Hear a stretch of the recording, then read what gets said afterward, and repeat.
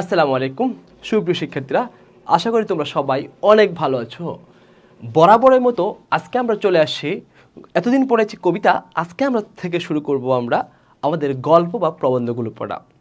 আচ্ছা, আজকে আমরা গল্প বা প্রবন্ধগুলো আমরা কি এমনভাবে পড়তে পারি না, প্রত্যেকটা গল্প যখন তুমি পড়বা, পড়ার পরে তুমি একটা ইমাজিন করো যে এই গল্পের নায়ককে, নায়িকাকে, ভিলেনকে, একটা ভালো চরিত্রকে, নায়কের সাথে কারা ছিল, নায়িকার সাথে কারা ছিল। অর্থাৎ একটা প্রবন্ধ বা গল্প যখন পড়বে, তুমি মনে করবে তুমি একজন সিনেমার প্রডিউসার। তাহলে খেয়াল করো কীভাবে। অপরিচিতা গল্প মনে করো আজকে। এই অপরিচিত গল্প একটা পুরোটা একটু রোমান্টিক এবং খুবই ভালোবাসা, যে ভালোবাসা ছিল ঠিকই মনে মনে, কিন্তু এক আর হলো না। ছোট গল্প এটা। ছোট গল্প মানে কি?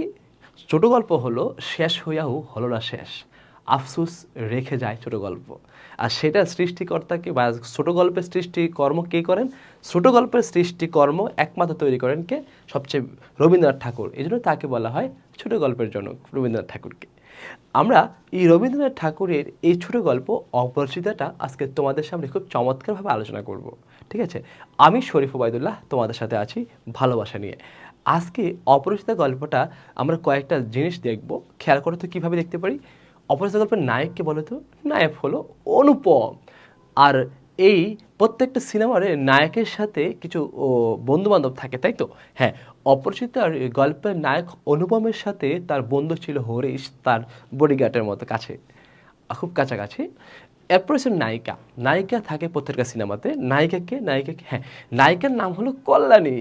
কল্যাণীর সাথে 2-3 জন বা নাকি 3-4 জন বাচ্চা আছে। হ্যাঁ, আছে তো, একটু পরেই বলবো গল্পতে বিস্তারিত আছে। বডিগার্ড আছে তার সাথে।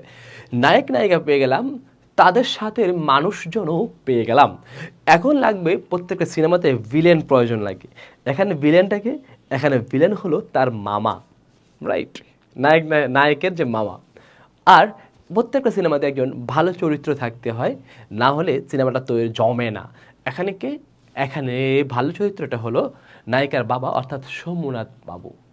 আমাদের সিনেমার ভিলেন, নায়ক নায়িকা সবই ঠিক হয়ে গেল। এখন আমাদের সিনেমা তৈরি শুরু করতে হবে। সিনেমাটা কিভাবে তৈরি হয়েছে? প্রথমে নায়কের গল্প, নায়ক হয়তোবা সিনেমাতে এন্ট্রি করবে, নায়িকা তারপরে এন্ট্রি করবে, তারপরে সেখানে তাদের ভালো লাগা কাজ করবে, ফিলিংস কাজ করবে, তারপর তাদের বাধা আসবে, সমাজ তাদেরকে মেনে নেবে না, এটা করবে সেটা করবে, কেন মেনে নেবে না, কি জন্য সমাজ তাদেরকে মানেনি, এই সমস্ত বিষয় আমরা আজকে প্রকাশ করব আমাদের অপরিচিতা একটি সিনেমার মতো তৈরি করে। ওকে, তাহলে ঝটপট দেখে যাও আমরা এই সিনেমার উৎস পরিচিতি কি। উৎস পরিচিতি এটা হলো মূলত অপরিচিতাটা, এটা তৈরি করেছেন, যেটা তার নাম হচ্ছে যে রবীন্দ্রনাথ ঠাকুর।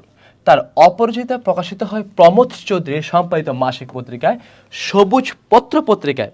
আমি আবারও বলছি, এটা সবুজ পত্র একটা পত্রিকা আছে, সেটা প্রমোদ চৌধুরীর, ওখানে প্রথম প্রকাশিত হয়। তার কোন সংখ্যায়? কার্তিক সংখ্যায়।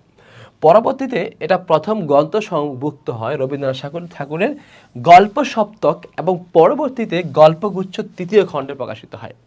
গল্প সপ্তক তার পরবর্তীতে গল্পগুচ্ছের তৃতীয় খণ্ডে সেটা প্রকাশিত হয়। আমরা অলরেডি উৎস পরিচিত আমরা পেয়ে গেলাম। এখন আমাদের প্রয়োজন হলো যেটা, সেটা হলো যে এই কবিতার এই অপরিচিতা গল্পের মূল ভাবটা কি। তাহলে জেনে নাও এটা মূল কাহিনীটা কি। মূল কাহিনী হচ্ছে যে যে আমি একটু আগে বললাম না যে নায়ক যে তার অপারগতা স্বীকার করেছে অনুপম, সেটা কাহিনী শুনি। মূল ভাব, অপরিচিতা গল্পে মনস্তাপে ভেঙে পড়া এক ব্যক্তিত্বহীন যুবকের স্বীকারোক্তির গল্প। অকপটতা স্বীকার করে গেছেন, তার পাপস্থলনের অকপট কথা বলা। এই গল্পে শম্ভুনাথ সেন এবং কন্যা কল্যাণীর স্বতন্ত্র ভিক্ষা ও আচরণের সমাজে গেড়ে বসা ঘৃণ্য যৌতুক প্রথা প্রতিরোধের সম্মুখীন হয়েছেন তারা, বাপ মেয়ে দুজনেই। পিতার বলিষ্ঠ প্রতিরোধ ও কন্যা কল্যাণীর দেশ চেতনায় ঋদ্ধ ব্যক্তিত্বের জাগরণ ও তার অভিব্যক্তিতে গল্পটি সার্থক। অর্থাৎ এই গল্পের মূল ভাব আমরা যা বুঝলাম, যৌতুক প্রথা বিরোধী আর কি কথাবার্তা, এই গল্পের মূল ভাব। আমরা এবার আছি এই গল্পটা পুরো লাইন বাই লাইন ব্যাখ্যা। তবে লাইন বাই লাইন ব্যাখ্যা করার সময় আমি তোমাদেরকে কিছু লাইন খুব গুরুত্বপূর্ণ, এটা আমি লিখে দিব, তোমরা কি কাজ করবা, মানে আন্ডারলাইন করব। তোমাদের সামনে যদি বই থাকে তোমরা বইতে ঠিক এইভাবে আন্ডারলাইন করবা, কারণ এই লাইনগুলো যেগুলো আমি আন্ডারলাইন করব ওখান থেকে প্রশ্ন ব্যাখ্যা আসে, ওখান থেকে কোশ্চেন আসবে। ঠিক আছে, এটাকে কনফার্ম ধরে রাখো ইনশাল্লাহ। এজন্য খুব মন দিয়ে শুনতে হবে। আজ আমার বয়স 27 মাত্র। খুব মন দিয়ে শুনতে হবে। বয়সটা আমার কত বলতো? আজ আমার বয়স হলো মাত্র 27। মাথা রাখতে হবে, শুরুটা হয়েছে 27 দিয়ে, বয়স দিয়ে। এই জীবনটা না দৈর্ঘ্যের হিসাবে বড় না গুণের হিসাবে বড়। আচ্ছা, এটুকু লাইন দ্বারা কি বুঝাইছে? এটুকু লাইন দ্বারা বুঝাইছে অনুপমের ব্যর্থতার কথা প্রকাশ করা হয়েছে। এটুকু লাইন দ্বারা বুঝাইছে এখানে অনুপমের যে ব্যর্থতা স্টার্টিং শুরু হয়েছে এই গল্পে অনুপম বা নায়কের ব্যর্থতা দিয়ে। ওকে, এই জিনিসটা তোমরা ব্র্যাকেটে রাখবা, এটুকু লাইনের পাশে লিখে রাখবা বইয়ের মধ্যে। এটুকু দ্বারা প্রকাশ পেয়েছে অনুপমের ব্যর্থতা। ওকে, তবু ইহার একটু বিশেষ মূল্য আছে। ইহা সেই ফুলের মতো যাহার বুকের উপরে ভ্রমর আসিয়া বসিয়াছিল, রাইট? এবং সেই পদক্ষেপের ইতিহাস তাহার জীবনের মাঝখানে ফলের মতো গুটি ধরিয়া বসে উঠিয়াছে। সেই ইতিহাসটুকু আকারে ছোট্ট হতে পারে, তাহাকে ছোট করিয়া লিখিব আমি, কোনো সমস্যা নাই। ছোটকে যাহারা সামান্য বলিয়া ভুল করেন না, তাহারা ইহার রস বুঝিবেন। মানে তার ঘটনা শুরু হয়ে গেছে, নায়কের অলরেডি তার রসাত্মবোধক দিয়ে তার ঘটনা শুরু করেছেন সে। কলেজে যতগুলো পরীক্ষা পাশ করিবার সব আমি চুকিয়েছি মানে শেষ করেছি। চুকিয়েছি মানে কি বলতো? কলেজে যতগুলো পরীক্ষা হয়েছে সবগুলো আমার শেষ হয়ে গেছে অলরেডি, মানে আমি শেষ করা। ছোটবেলায় আমার সুন্দর চেহারা লইয়া পণ্ডিত মশাই আমাকে শিমুল ফুল ও মাকাল ফলের সহিত, আমি কোশ্চেন করতে পারি, শেষে কোশ্চেন আসতে পারে কোন কোন ফুলের নাম উল্লেখ আছে বা কোন কোন ফলের নাম উল্লেখ আছে, এগুলো যেন দাগ দিয়ে রাখতে হবে। ওকে, তাহলে খেয়াল করো, পণ্ডিত মশাই আমাকে শিমুল ফুল ও মাকাল ফলের সহিত তুলনা করিয়া বিদ্রুপ করিবার সুযোগ পাইয়াছিলেন। ইহাতে তখন বড় লজ্জা পাইতাম, কিন্তু বয়স হইয়া এ কথা ভাবিয়েছি যদি জন্মান্তর থাকে, মানে যে আবার পুনর্জন্ম হয় সেটা বলছে থাকে, তবে আমার মুখে শুরু পণ্ডিত মশাইয়ের মুখে বিদ্রুপ আবার যেন এমনই করিয়া প্রকাশ পায়। মানে যতটা না পণ্ডিত মশাই আমার সাথে ঠিক এইভাবে আচরণ করছেন, ভালোবাসা ছিল, যে আবারও কখনো জন্ম হয় ঠিক এমনটাই যেন পণ্ডিত মশাই আমার সাথে করেন। মানে সেটা খুবই আনন্দ পেয়েছেন আর কি এই ব্যাপারটা। ওকে, এই ছিল আমাদের এই পেজে। তারপর আমরা চলে যাচ্ছি পরবর্তী আসলে কাহিনী কি হয়েছে। আমার পিতা এককালে গরিব ছিলেন, ওকালতি করিয়া তিনি প্রচুর টাকা রোজগার করিয়েছেন। কোশ্চেন আসতে পারে, ঠিক আছে, যে নায়কের মানে যে অপরিচিত গল্পের নায়কের পিতা কি করছিলেন, এটা কোশ্চেন আসতে পারে। ওকে, ওকালতি করছিলেন আগে, ওকালতি করিয়া তিনি প্রচুর টাকা রোজগার করিয়াছেন, ভোগ করিবার সময় নিমেষ মাত্র সে পান নাই। মৃত্যুতে তিনি যেন হাফ ছাড়িলেন, সেই তার প্রথম অবকাশ। এখানে অনুপমের বাবার মৃত্যুর পর তার তেমন কোনো ভার নিতে হয় না, তাই এই উক্তি করেছেন। এই জন্য কথাটা এখানে কোশ্চেন আসতে পারে যে এই লাইনটা দিয়ে ব্যাখ্যা করতে পারে যে লাইনটা কেন প্রকাশ করেছে। এই লাইনটা প্রকাশ করার মূল কারণ হচ্ছে যে অনুপমের বাবার মৃত্যুর পর তার তেমন কোনো ভার নিতে হয় না, মানে ফ্যামিলি যে তার ভার নেবে তা কোনো নিতে হয় না, কারণ তার বাপে তারে যা করে দিয়ে গেছে, যা ইনকাম, মানে আমাদের এই এশিয়া মহাদেশে যে জিনিসটা হয় বা এই বাংলাদেশ, ভারত, পাকিস্তান বা শ্রীলঙ্কা, এই জিনিসগুলো বেশি যে গার্ডিয়ানরা আমাদের জন্য এত কিছু রেখে যায়, আমরা আর কিছু করতে হয় না, আমরা তখন শুয়ে শুয়ে বসে বসে খায়া ভোগ করে সব শেষ করে পরবর্তী আবার প্রজন্ম যখন আসে তারাও আবার অনেক কিছু কষ্ট করে তৈরি করে যাবে, আবার আর প্রজন্ম আসে সেটা ভোগ করবে। ঠিক এমনটাই হয়, তার ব্যাপারে সেম হয়েছে। আমার তখন বয়স হচ্ছে অল্প ছিল, মার হাতেই আমি মানুষ হয়েছে। যদি কোশ্চেন আসতে পারে যে আসলে এখানে যে নায়ক ছিলেন অপরিচিত গল্পের অনুপম, সে কার হাতে মানুষ? তার মায়ের হাতেই মানুষ হয়েছেন। মা গরিবের ঘরে মেয়ে, তাই আমরা যে ধনী এ কথা তিনিও ভুলেন না, আমাকেও ভুলিতে দেন না। শিশুকালে আমি কোলেই মানুষ বোধ করি, সেজন্য শিশুকালে সে মানুষ হয় কোথায়? কোলেই। এ কোশ্চেন আসতে পারে। আর ওকে, মা কিসের মেয়ে? গরিবের ঘরের মেয়ে। এখন যেহেতু বাবা গরিবের ঘরে ছিলেন, এমনও হতে পারে বাংলা সিনেমার মতন বাবা গরিব ছিলেন, মা ধনী ছিলেন, চৌধুরী সাহেবের মেয়ে ছিলেন, চৌধুরী সাহেব, এরকম হতে পারে, কিন্তু না, বাবা গরিব ছিলেন, মা গরিব ছিলেন। তো তোমরা কোশ্চেন আসতে পারে মা কেমন ঘরের সন্তান ছিলেন, চৌধুরী বংশের নাকি গরিব ঘরের। ওকে, মানুষ বোধ করি, সেই জন্য শেষ পর্যন্ত আমার পুরোপুরি বয়স হইল না। আজও আমাকে দেখিলে মনে হইবে, এখন নিজের গপ নিজে মারতেছে আর কি, তোমরা তো আর মাহর পারবা না, এই জন্য নিজের গপ নিজে মারতেছে। আজও আমাকে দেখিলে মনে হইবে আমি অন্নপূর্ণার কোলে গজারণের ছোট ভাইটি। এই লাইনে ব্যাখ্যার কোশ্চেন আসতে পারে যে অন্নপূর্ণার কোলে গজারণের ছোট ভাইটি দ্বারা কি বুঝাইছে পাশে লিখে দিয়েছে, আমি খেয়াল করো। অনুপমকে কার্তিকের সাথে তুলনা করা হয়েছে। কারণ যেমন আদর যত্নে বড় হয়ে উঠিয়েছিল ঠিক তেমনি কার্তিকও বড় হয়েছিল, তাই ব্যঙ্গ করে এই উক্তিটি বলা হয়েছিল। বাস, আমি আবারও কোশ্চেন আসতে পারে অন্নপূর্ণার কোলে গজাননের ছোট ভাইটি দ্বারা কি ব্যাখ্যা, কি বুঝাইছে এখানে, কি বুঝাইছে তাহলে আসছে বলে অনুপমকে কার্তিকের সাথে তুলনা করা হয়েছে এই লাইন দ্বারা। কারণ যেমন আদর যত্ন বড় হয়ে উঠিয়েছিল ঠিক তেমনি কার্তিকও বড় হয়েছিল এমনই, তাই ব্যঙ্গ করে এই উক্তিটি করা হয়েছে। এমন না যে খুব আনন্দ করে, না, এটা ব্যঙ্গ করে এই উক্তিটি করা হয়েছে, রাইট। আমরা আসি তারপর কি হয়েছে। আমার আসল অভিভাবক আমার মামা। কোশ্চেন আসতে পারে যে তার বাবা ছিল না নায়কের, তাহলে তার অভিভাবক তো তার মাই। তো সবসময় আমরা জানি না যে মা সবসময় কার সাথে, মামার সাথেই থাকে, মা মা মা মা, দুইবার মা। তার মানে তার আসল অভিভাবক কে ছিল, তার মামা ছিল। আয়া পড়ছে ভিলেনের কাহিনী। তিনি আমার সে বড় জোর বছর কয়েক বড় হবে, বেশি বড় না, জাস্ট কয়েক বছর বড় হবে। বাস, কোশ্চেন আসতে পারে যে মামা অপরিচিতা গল্পে যে মামা ছিলেন সেটা নায়কের চেয়ে কত বছর বড়। তোমরা বলো 2 বছর 3 বছর এরকম দিয়ে দিবা, না, কয়েক বছর, জাস্ট বছর কয়েক বড় হবে, অপশন এটা থাকতে পারে।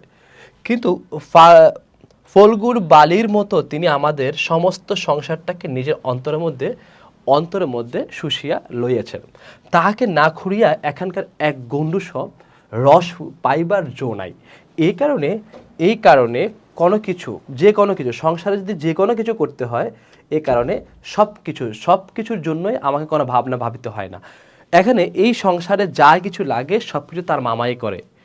এখন কোশ্চেন আসতে পারে এখানে যে এই সংসারে, এই কোশ্চেনটা তোমরা একটা দাগাই রাখো, আমি বলছি এখানে কি কোশ্চেন আসতে পারে যে ফুলগুল বালির মতো অন্তর মধ্যে শুষিয়ে রয়েছে, হ্যাঁ, এখানকার এক গণ্ডূষ রসও পাইবার জো নাই। এখানে এই কাহিনী দ্বারা কি বলেছে, অর্থাৎ এই কারণে মানে এই সংসারের ভিতরে, অর্থাৎ এই ফ্যামিলিতে বা পরিবারে আমার কোনো কাজ করতে হয় না, আমি নিশ্চিন্তে খাই, ঘুরি, বেড়াই, পড়াশোনা শেষ করে। কারণ এখানে পুরা পরিবারটা দেখতেছে এখন আমার মামা। আর আমার মামা এমন না যে আমার মামার নিজের সম্পত্তিগুলো করছে, একদম এরকম না। আমার বাবার রেখে যাওয়া যে সম্পত্তিগুলো ছিল এগুলাই দিয়ে মাতাব্বরি করে সংসার চালাচ্ছে, ঠিক আছে। এই জন্য সাথে কেটা ছিল, আমার মাও ছিল। তো মা এবং মামা দুজনে মিলে সংসারটাকে এখন এভাবে চালাচ্ছে। বাস, এই কথাগুলো এখানে বলা হচ্ছে। তাহলে মা এবং কারণ মায়ের চেয়ে মাসির দরদ বেশি, যদি টাকা পয়সা থাকে ব্যাপারটা এরকমই হয়, ঠিক তাদের ব্যাপারে এরকম হয়েছে। তাহলে দেখি, কন্যার পিতা মাত্র স্বীকার করিবেন, মানে আমি সৎপাত্র। কেন স্বীকার করবেন? কারণ আমি তো কোনো ধরনের বিড়ি সিগারেট কোনো কিছু খাই না, কোনো কিছু করি না, এই যে তামাকটুকু পর্যন্ত খাই না আমি। তার মানে অবশ্যই কন্যার বাবা অবশ্যই স্বীকার করবেন যে ছেলে খুবই সৎ, কারণ এই যুগে তামাক খায় না, বিড়ি খায় না, কারোর তো মিশেই না, চলে না, মা এর সাথে থেকে থেকে বড় হয়েছে, বাবা কত আদরের সন্তান, এরকম ব্যাপারটা এরকম না। এগুলোকে আর ক্ষতিকর। কেন ক্ষতিকর? কারণ এগুলোকে বলা হয় বেশিরভাগ কাপুরুষত্ব। কারণ নিজের কোনো সক্রিয়তা নাই, নিজের কোনো বুদ্ধি নাই, নিজের কোনো কিছু না চলার মতো। এই জন্য তোমরা যারা এই টাইপের ছেলে দেখবা, তোমরা অনেক খুশি হয়েও না, যারা মেয়েরা বলছি যে আল্লাহ কত লক্ষ্মী ছেলে এরকম না। হ্যাঁ, ভালো, তবে তারা হয়েছে যে কেমন অনেকটা, তুমি রাস্তা ছেড়ে দিবা, কারণ একা চলতে পারবে না, কারণ একা চলতে তারা অভ্যস্ত করা নেই, তাদেরকে আদর বেশি যত্ন করে বড় করছে। এরকম হলে হবে না। এরকম যদি হয় তাহলে সে পুরুষ আর পুরুষ থাকে না। ওকে, তাহলে কি বলছে, ভালো মানুষ হওয়ার কোনো জঞ্জাট নাই। এই কোশ্চেনটা আসতে পারে যে ভালো মানুষ হওয়ার কোনো জঞ্জাট নাই, ভালো মানুষ হওয়ার কোনো জঞ্জাট নাই, এই লাইনটা ব্যাখ্যা করো। আমি আবারও বলছি, এটা আসতে পারে, এই লাইনটা ব্যাখ্যা আসতে পারে, একদম স্টার দিয়ে রাখতে পারে, খুবই ইম্পর্টেন্ট এগুলো। হ্যাঁ, এই লাইনটা তারা কি বুঝেছে তাহলে শোনো। অনুপমের সংসারের প্রতি দায়িত্বহীন মনোভাবকে বোঝানো হয়েছে এই লাইন দ্বারা। মানে আমার যে ভালো মানুষ হবো তার কোনো জঞ্জাটে নাই, মানে আমার ভালো মানুষ হওয়ার কোনো জঞ্জাট নাই, মানে এসে যে আমি খারাপ না ভালো এটা নিয়ে কোনো টেনশন নাই। কেন টেনশন নাই? কারণ আমার সব কিছুই খারাপ যে হবো তো আমার ইনকাম করতে হবে, আমাকে যাইতে হবে, তোমাকে যা কিছু করতে হবে, না, টেনশন নাই। কারণ আমার সব কিছুই আমার ফ্যামিলি বা আমার পরিবার সব দেখছে, আমার মামা দেখছে, সব কিছু দেখতেছে। সুতরাং আমার যে সংসারে যে দায়িত্বহীনতা, এই দায়িত্বহীনতা কারণ একটাই, কারণ আমার সংসারে আমার কোনো দায়িত্ব নাই, সব মামা এবং মায়ের দায়িত্বে। এই জন্য আমি যে ভালো মানুষ হওয়ার কোনো জঞ্জাটে নাই আমার, এই কথাটা বলছে। মাতার আদেশ মানিয়া চলিবার ক্ষমতা আমার আছে, বস্তুত না মানিবার ক্ষমতা আমার নাই। মানে সবসময় মায়ে যা বলবে জো হুকুম যাহপনা করে বলতে হবে, মার মার মায়ের যে কথা অমান্য করব সে সাহস আমার নাই। অন্তপুরের ভিতরে, অন্তপুর মানে হচ্ছে যে ভিতরে আর কি, ভিতরের শাসন। অন্তপুর মানে হচ্ছে ভিতরের, মানে ভিতরের শাসনে চলিবার মতো করিয়েই আমি প্রস্তুত হয়েছি। যদি কোনো কন্যা স্বয়ংবরা, স্বয়ংবরা দাগে রাখবো, অন্তপুর দাগ। স্বয়ংবরা মানে যে নিজে নিজে বর নির্বাচন করে। আবার বলছি স্বয়ংবরা, এটা মাথা লিখতে হবে, এগুলো হচ্ছে যে এক কথা প্রকাশ, কোশ্চেন আসে এগুলো। স্বয়ংবরা শব্দ হচ্ছে যে যে নিজে নিজের বর নির্বাচন করে, মানে তোমরা এই যুগে যেটা করতেছো আর কি, যে অপরিচিত একটা মানুষের সাথে আমি সংসার করবো কিভাবে, আমার সাথে যাচ্ছে না, আমি এত আধুনিক স্মার্ট মেয়ে, আমার অবশ্যই পরিচিত হতে হবে, আন্ডারস্ট্যান্ডিং হতে হবে, কাছে যেতে হবে, তারপর সিদ্ধান্ত নিব। তার মানে এর তারা আছে কারা, স্বয়ংবরা, যে নিজে নিজের বর নির্বাচন করেন হন, তবে স্বয়ংবরা হন, তবে এই সুলক্ষণটি স্মরণ রাখিবেন। ওকে, যদি কোনো কন্যা, মানে ডাইরেক্ট জিজ্ঞেস করে, যদি কোনো কন্যা যে সরাসরি বর নির্বাচন করেন, আমার ব্যাপারটা একটু খেয়াল রাখেন, কারণ আমার মতো ছেলে কিন্তু পাইবেন না, এই কথাটাই বলছে। অনেক বড় গড় হইতে আমার সম্বন্ধ আসিয়াছিল, কিন্তু মামা যিনি পৃথিবীর আমার ভাগ্য দেবতার প্রধান এজেন্ট, এই কথা দ্বারা কি বুঝেছে? এই কথা বলছে যে সংসারের সমস্ত কিছু দায়ভার মামার ছিল, সংসারের সমস্ত কিছু দায়ভার মামার ছিল, তাই তিনি ভাগ্য দেবতার এজেন্ট। আবার বলছি, মামাকে ভাগ্য দেবতার এজেন্ট বলা হচ্ছে কেন? কারণ সংসারের সবটুকু দায়ভার মামার ছিল, তাই তাকে ভাগ্য দেবতার এজেন্ট বলা হয়েছে। বিবাহ সম্বন্ধে তার একটা বিশেষ মত ছিল। কার? আমার মামার। বিবাহ সম্বন্ধে একটা বিশেষ মত ছিল। মতটা কেমন ছিল? বিশেষ মত। ধনীর কন্যা তার পছন্দ নয়, ধনী পরিবারের নয়, মানে ধনী পরিবারের কন্যা তার পছন্দ না। কেন? কারণ একটু পরে আসতে কাহিনী শোনেন। আমাদের ঘরে যে মেয়ে আসবে সে মাথা হ্যাট করিয়ে আসবে, মানে মাথা নিচু করিয়ে এসে আসতে হবে। কারণ আমরা এই মাথা উঁচু করে দাঁড়ায় থাকবো, আমাদের সামনে কেউ মাথা উঁচু করার কারো সাহস যেন না হয়, এরকম চিন্তা। এই তিনি চান, অথচ টাকার প্রতি আসক্তি তার অস্থিমজ্জায় জড়িত। মানে ঠিক সে গরিব ঘরে মেয়েও চায়, মাথা নিচু করতে আসে থাকতো সেরকমও চায়, আবার টাকার প্রতি তার যথেষ্ট পরিমাণ লোভও আছে, যে টাকা দিয়েও আসতে হবে, ব্যাপারটা এরকম। তিনি এমন বেহাই চান যাহার টাকা নাই, অথচ যে টাকা দিতে কসুর, কৃপণতা করিবেন না। কসুর মানে সে কি বলতো? কৃপণতা। মানে তার টাকা পয়সা নাই কিন্তু কোনো সমস্যা নাই, কিন্তু সে দরকার হলে কারো জমি বিক্রি করে, দরকার হলে ওখান থেকে হালাত করে এনেও সে টাকাটা দিবেন। এই টাকার ব্যাপারে যেন সে কৃপণতা না করেন, এমন টাইপের সে কি চাচ্ছে, এমন টাইপের বেহাই চায়। বেহাই মানে যাকে বলা হয় মেয়ের বাবা চায়, এরকম বাবা চাই আর কি, যাকে শোষণ করে চলবে, অথচ বাড়িতে আসলে গুড়গুড়ির পরিবর্তে বাদা হুকায় তামাক দিলে যার নালিশ খাটিবে না। মানে বাড়িতে যদি আসে, তাহলে তাকে যদি এমন হয় যে গুড়গুড়ি যে হুক্কাগুলো আছে, যে টানবা করে টানার পরে দেখবেন যে একটু গুড় করে আওয়াজ হয়, তখন সেটাতে আবার ধোঁয়া বাড়ি করে, এরকম তাকে এটা না দিলেও তাকে বাঁকা বা ভাঙ্গা বা যেমন একটা হুকা ধরা দিলে সে এতেই খুশি হবে, এতে সে টানবে, কোনো সমস্যা নাই। মানে একটা কথা হচ্ছে যে পুতুল আর পুতুলের মতো আর কি, যে পুতুলের মতো মানুষ আছে না কিছু, যে যেভাবে নাচায় সেভাবে নাচে, মানে এই টাইপের মানুষ সে চাচ্ছে আর কি, যে আমি টাকাও চাই, আবার বড় লোক চাই না, কিন্তু গরিব চাই, কিন্তু গরিবের মধ্যে এমন হতে হবে যে মেয়ের বাবা যে যেন যা দেই তাই খুশি হয়, যা যেভাবে বলি ঠিক সেভাবেই মানতে হয় আমাদের কথাগুলো, এমনটা যেন হয়। ওকে, আবার যেন টাকা পয়সা দেয় আমাদেরকে, যৌতুক, ব্যাপারটা এরকম আর কি। আমার বন্ধু হরিশ কানপুরে কাজ করে। এখন নায়ক সে কি বলতেছে, পুরো গল্পটাই কিন্তু নায়কের জবানি দিয়ে কথা হইতেছে, মানে রবীন্দ্রনাথ ঠাকুর নিজেই কথা কইতেছে আর কি একজন নায়ক হিসাবে। আমার বন্ধু হরিশ কি হয়েছে, কানপুরে কাজ করে, জায়গার নামগুলো মাথা রাখতে হবে। তার বন্ধু হরিশ, যেটা আমি গল্পের শুরুতে বলছিলাম, যে নায়কের বন্ধু নাম হচ্ছে হরিশ। হরিশ কানপুরে কাজ করে, সে ছুটিতে কলকাতায় আসিয়া আমার মন উতালা, মানে সে ছুটি পাইছে, এর মধ্যে সে কলকাতা চলে আসছে, আইসা আমার মনটা উতালা করিল।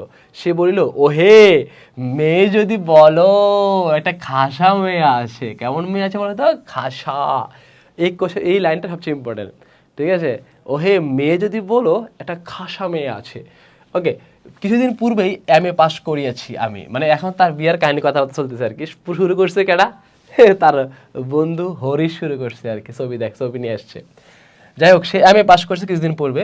সামনে যতদূর পর্যন্ত দৃষ্টি চলে, শুধু ধু ধু করিতেছে, পরীক্ষা নাই। উমেদারি নাই। উমেদারি মানে কি বলতো? উমেদারি মানে হচ্ছে যে চাকরি করার চিন্তা চেতনা, মানে ব্যবসা বা চাকরি, চাকরি ব্যবসা চিন্তা চেতনা নাই আমার, এসব উমেদারি নাই। উমেদারি মানে হচ্ছে যে চাকরি বা ব্যবসা। এই শব্দগুলো মনে রাখতে হবে, কারণ এগুলো থেকে কোশ্চেন হুবহু আসে। উমেদারি শব্দের অর্থ কি, এই উমেদারি, উমেদারি মানে কি, তোমরা যাও না, এগুলো হুবহু প্রশ্ন আসে। উমেদারি নাই মানে চাকরি করার চিন্তা নাই, চাকরি নাই, নিজের বিষয় দেখিবার চিন্তাও নাই, শিক্ষাও নাই, ইচ্ছেও নাই, থাকিবার মধ্যে ভিতরে আছে মা আর বাহিরে আছেন মামা। ভিতরে আছে কে? মা। আর বাহিরে আছে কি? মামা। তার মানে আমার ঘরে বাহিরে দুইজন ব্যক্তি আমার জীবনে আছে, এবং শুরু থেকে তাদেরকে আমি চিনি। তারাই আমার চাকরি, তারাই আমার ব্যবসা, তারাই আমার সব। তার মানে তারাই আমার এসে টাকা, তারাই আমার মানি ব্যাগ। ওকে, তার ব্যাপারটা ছিল এরকম, আমার এর বাহিরে আর কিছুই ছিল না, বাস। এই অবকাশের মরুভূমির মধ্যে আমার হৃদয় তখন বিশ্বব্যাপী নারী রূপের মরুচিকা দেখতেছিল। এই আমি এত আজারে বয়ে বয়ে খাইতেছি, আমার এত আজারে ভালো লাগতেছে না, কিন্তু আমার সব জীবনটা একটা মরুভূমির মতো, কোনো ফিলিংস ক্লাস। হঠাৎ করে যখন নারীর কথা শুনিয়েছি, নারীর ফিলিংস দেখিয়েছি, খাসা নারীর কথা বলছে আমাকে, তখন তো অবশ্যই আমার মনে শিহরণ জেগে ওঠার কথা। ঠিক ব্যাপারটা এরকম হয়েছে। তাহার দৃষ্টি বাতাসে, তাহার নিঃশ্বাস তরু মর্মের, তাহার গোপন কথা। এমন সময় হরিশ আসিয়া বলিল, মেয়ে যদি বলো তবে, এই যে ওই লাইনটা, মেয়ে যদি বলো তবে খাসা মেয়ে আছে একটা। ঠিক এই মুহূর্তে হরিশ আইসা মরুভূমি, বিশাল মরুভূমিতে একটু পানি ঢেলে দিলে ঠিক মরুভূমিটা যেমন একটু মনে হয় যে সতেজ দেখা যায়, ঠিক ব্যাপারটা আমার কাছে এমন মনে হয়েছে। তো কি মনে হয়েছে? আমার শরীর মন মনস্তা মনন্ত বাতাসে, আমার শরীর মন বসন্ত বাতাসে বকুল বনের নবপল্ল রশি পল্লব রাশির মতো কাঁপিতে কাঁপিতে আলো ছায়া বুনিতে লাগিল। হরিশ মানুষটা ছিল রসিক। কেমন ছিল হরিশ? রসিক ছিল। রস দিয়া বর্ণনা করিবার শক্তি তাহার ছিল। আর আমার মন ছিল তৃষ্ণার্ত, কারণ মরুভূমিতে একটু পানি যেরকম দিলে, আমার বিশাল মরুভূমি ছিল, মনটা হঠাৎ করে পানি দিয়েছে, আমার তৃষ্ণা মিঠা দিচ্ছে। হরিশ এত রোমান্টিকভাবে কথাগুলো বলছিল মেয়ের ব্যাপারে, এত সুন্দর করে বর্ণনা করছে, আমি আর ঠিক থাকিতে পারিলাম না। আমি হরিশকে বললাম, একবার মামার কাছে কথাটা পারিয়া দেখো। আমাকে বলে কি হবে? আমি শুনে বা হয়তো ফিলিংস কাটবে, শুনে বা তার প্রেমে পড়বো, শুনে বা আরো ভিতরে কত কিছু জাগবে, কিন্তু আমাকে বলে লাভ নাই। আমার একমাত্র অভিভাবক, আমার সবই বলতে আমার মামা এবং মা। এখন তো মামাই দেখছেন সব, গার্ডিয়ান হিসাবে, যেহেতু আমার বাবা নেই। সুতরাং আমার এই কথাটা, তোমার এই কথাটা মেয়ে সম্পর্কে দেখা দেখি, এটা এটা আমার মামার কাছে বলো, আমার কাছে বলে লাভ নাই। এজন্য সরাসরি সে বলে দিছে, আমার মামার কাছে কথাটা পারিয়া, মানে কথাটা বলিয়া দেখো একবার। কথাটা আমার কাছে না বলে মামার কাছে বলো, আমার একটু উপকার করো বন্ধু। আমি তো এখন মরুভূমির মতো অবস্থা জীবনযাপন করছি, আমাকে একটু উদ্ধার করো। এই কথাটা বলতেছে আর কি। হরিশ আসর জমাইতে অদ্বিতীয় ছিলেন। হরিশ সবসময় মামা বা বড় বা সিনিয়র যারা আছে সবার কাছে সে সবসময় আসর জমাইতে অদ্বিতীয়, মানে সবার থেকে আলাদা ছিলেন, যে বসে গল্প গল্প জমানো আর কি। এরা তার কাছে ছিল অন্যরকম একটা আনন্দদায়ক। এরা হরিশ খুব ভালো পারত, তাই সর্বত্রই তাহার খাতির, বড় ছোট সবার কাছে খুব ভালো মিশতে পারতো এটা। মামাও তাহাকে পাইলে ছাড়িতে চান না। কথাটা তার বৈঠকে উঠিল, মেয়ের চেয়ে মেয়ের বাপের খবরটাই তাহার কাছে গুরুতর ছিল, আমার মামার কাছে আর কি। কথাটা তার বৈঠকে উঠিল যখন, আচ্ছা যাই হোক, বাপের অবস্থা তিনি যেমনটি চান তেমনই আছে, কোনো সমস্যা নেই, খাপে খাপ মঞ্চুর বাপ। এককালে ইহাদের বংশে লক্ষ্মীর মঙ্গল ঘাট ভরা ছিল। এরা জানে যে এককালে তাদের অনেক টাকা পয়সা ছিল, অনেক কিছু ছিল মেয়েদের বাবার, এখন তাহা শূন্য বলিলেই হয়। অথচ তলায় সামান্য কিছু বাকি আছে। দেশে বংশ মর্যাদা রাখিয়া চলা সহজ নয় বলিয়া ইনি পশ্চিমে গিয়া বসবাস করেন। তার মানে মেয়ের বাবা এখন তার বংশ রক্ষা করার জন্য, কারণ মেয়ের বয়স হয়ে গেছে, গ্রামে মানুষ কি বলবে, সমাজে কি বলবে, সাধারণত এগুলো হচ্ছে, আমাদের সমাজে এখনো আছে। এজন্য সে মেয়েকে নিয়ে সে পশ্চিমে গিয়ে বসবাস করতেছেন। সেখানে গরিব গৃহস্থের মতোই থাকেন, মানে কাউকে বুঝতে দেন না যে তিনি মোটামুটি একসময় যথেষ্ট পরিমাণ বিত্তশালী বা লক্ষ্মী বংশের ছিলেন, এদের কাউকে বুঝতে দেন না। এখন বুঝতেছে সে গৃহস্থের মতোই থাকেন। একটি মেয়ে ছাড়া তার আর কিচ্ছু নাই পৃথিবীতে। সুতরাং তাহারই পশ্চাতে লক্ষ্মীর ঘাটটি একেবারে উপর করিয়া দিতে দ্বিধা হইবে না। মানে মামা খুবই খুশি, মামার মনে হয়েছে যে একদম পুরা আমি যেমনটি যে মেয়ে টাইপের মেয়ে চাই, যে টাইপের বাবা চাই, ঠিক তেমনটি পেয়ে গেছি। যে একটা মাত্র মেয়ে, তা সব কিছু তার জন্য দিতে রাজি আছে, যদি তার জন্য সে যেটুকু আছে সবটুকু বিক্রি করে দিতে রাজি আছে, এরকম তার কাছে মনে হচ্ছে। এসব ভালো কথা, কিন্তু মেয়ের বয়স যে 15, তাই শুনিয়া মামার মন ভার হইল। বংশে তো কোনো দোষ নাই, না দোষ নাই বাপ কোথাও তার মেয়ের যোগ্য বাপ বর খুঁজিয়া পান না। একে তো বরের হাট মহার্ঘ। আচ্ছা, এটা হচ্ছে যে তোমাদের আসতে পারে, এটা বাগধারা, যে বরের হাট মহার্ঘ মানে কি? বিয়ের বাজারে বর অত্যন্ত দামি, এই কথাটা। বিয়ের বাজারে বর অত্যন্ত দামি, বরের হাট মহার্ঘ মানে হচ্ছে যে বিয়ের বাজারে অত্যন্ত দামি পাত্র আর কি, অর্থাৎ বর পাওয়া দুর্লভ, এই কথাটা বুঝেছে। তাহার পরে ধনুক ভাঙ্গাপন আর একটা বাগধারা, এগুলো লিখে রাখবা। এটা অর্থ মানে হচ্ছে যে অতি কঠোর পণ বা যৌতুকের প্রতিজ্ঞা। ধনুক ভাঙ্গা পণ মানে হচ্ছে যে যৌতুকের প্রতিজ্ঞা, মানে অতি কঠোর পণ বা যৌতুকের প্রতিজ্ঞার কথা বলছে এখানে। কাজেই বাপ কেবলই সবুর করিতেছেন, কিন্তু মেয়ের বয়স সবুর করিতেছেন না। মানে বাপ হয়তো চুপচাপ রয়েছেন যে কোনো সমস্যা নাই, আস্তে ধীরে বিয়া দেবো, মেয়েকে শিক্ষিত করে, মেয়েকে এটা করে সেটা করে, এভাবে চিন্তা করেছে বাবা। কিন্তু বয়স তো আর স্থির নাই, বয়স তো আর থেমে থাকছে না। সব কিছু হয়তো বা এগিয়ে যাচ্ছে, কিন্তু বয়সটা থেমে নাই, বয়সটা তার চেয়ে বেশি আগায় যাচ্ছে। এটা তো সমাজে একটা দৃষ্টিকোণ। সমাজে তৎকালীন সময়ে মেয়ের বয়স 15 বছর মানিয়েছে অনেক বয়স হয়ে গেছে, বাট এরকম মনে হচ্ছে। এই জন্য সে বলতেছে মেয়ের বয়স তো 15, এই ব্যাপারটা তখন বলতেছিল, এ কথা উঠছিল। যাই হোক, হরিশের সরস রসনার গুণ আছে, মামার মন নরম হইল। অবশেষে এই হরিষে যখন এত সুন্দর করে বর্ণনা করছে বাবার কথা, মায়ের কথা, সব কিছুই, তখন অবশেষে আমার মামার মনটা অবশ্য গইলা গেছে, নরম হয়ে গেছে। বিবাহের ভূমিকা অংশটা নির্বিঘ্নে সমাধান হয়ে গেল, বাস। মানে স্টার্টিংটা শুরু, এতক্ষণ ধরে আমার বিয়ের গল্প শুরু হয়ে গেছে, মাত্র বিয়ের নড়াচড়া শুরু, মামা রাজি হয়ে গেছে, কাহিনী শুরু সামনে। কলকাতার বাহিরে বাকি যে পৃথিবীটা আছে সমস্তটাকে মামা আন্দামান দ্বীপের অন্তর্ভুক্ত বলিয়া জানেন। মামা জানেন যে আমার কলকাতা, আমি যেখানে থাকি পৃথিবীতে, আমার মামা যেখানে থাকে আর আমি থাকি, আমরা এর বাইরে পুরোটা হচ্ছে আন্দামান দ্বীপের মতো, ঠিক আছে? জানেন, জীবনে একবার বিশেষ কাজে তিনি তিনি কোন্নগর পর্যন্ত গিয়েছিলেন। জায়গাগুলোর মধ্যে রাখতে হবে, আন্দামান দ্বীপের কথা আছে, তারপরে কোন্নগর পর্যন্ত আছে।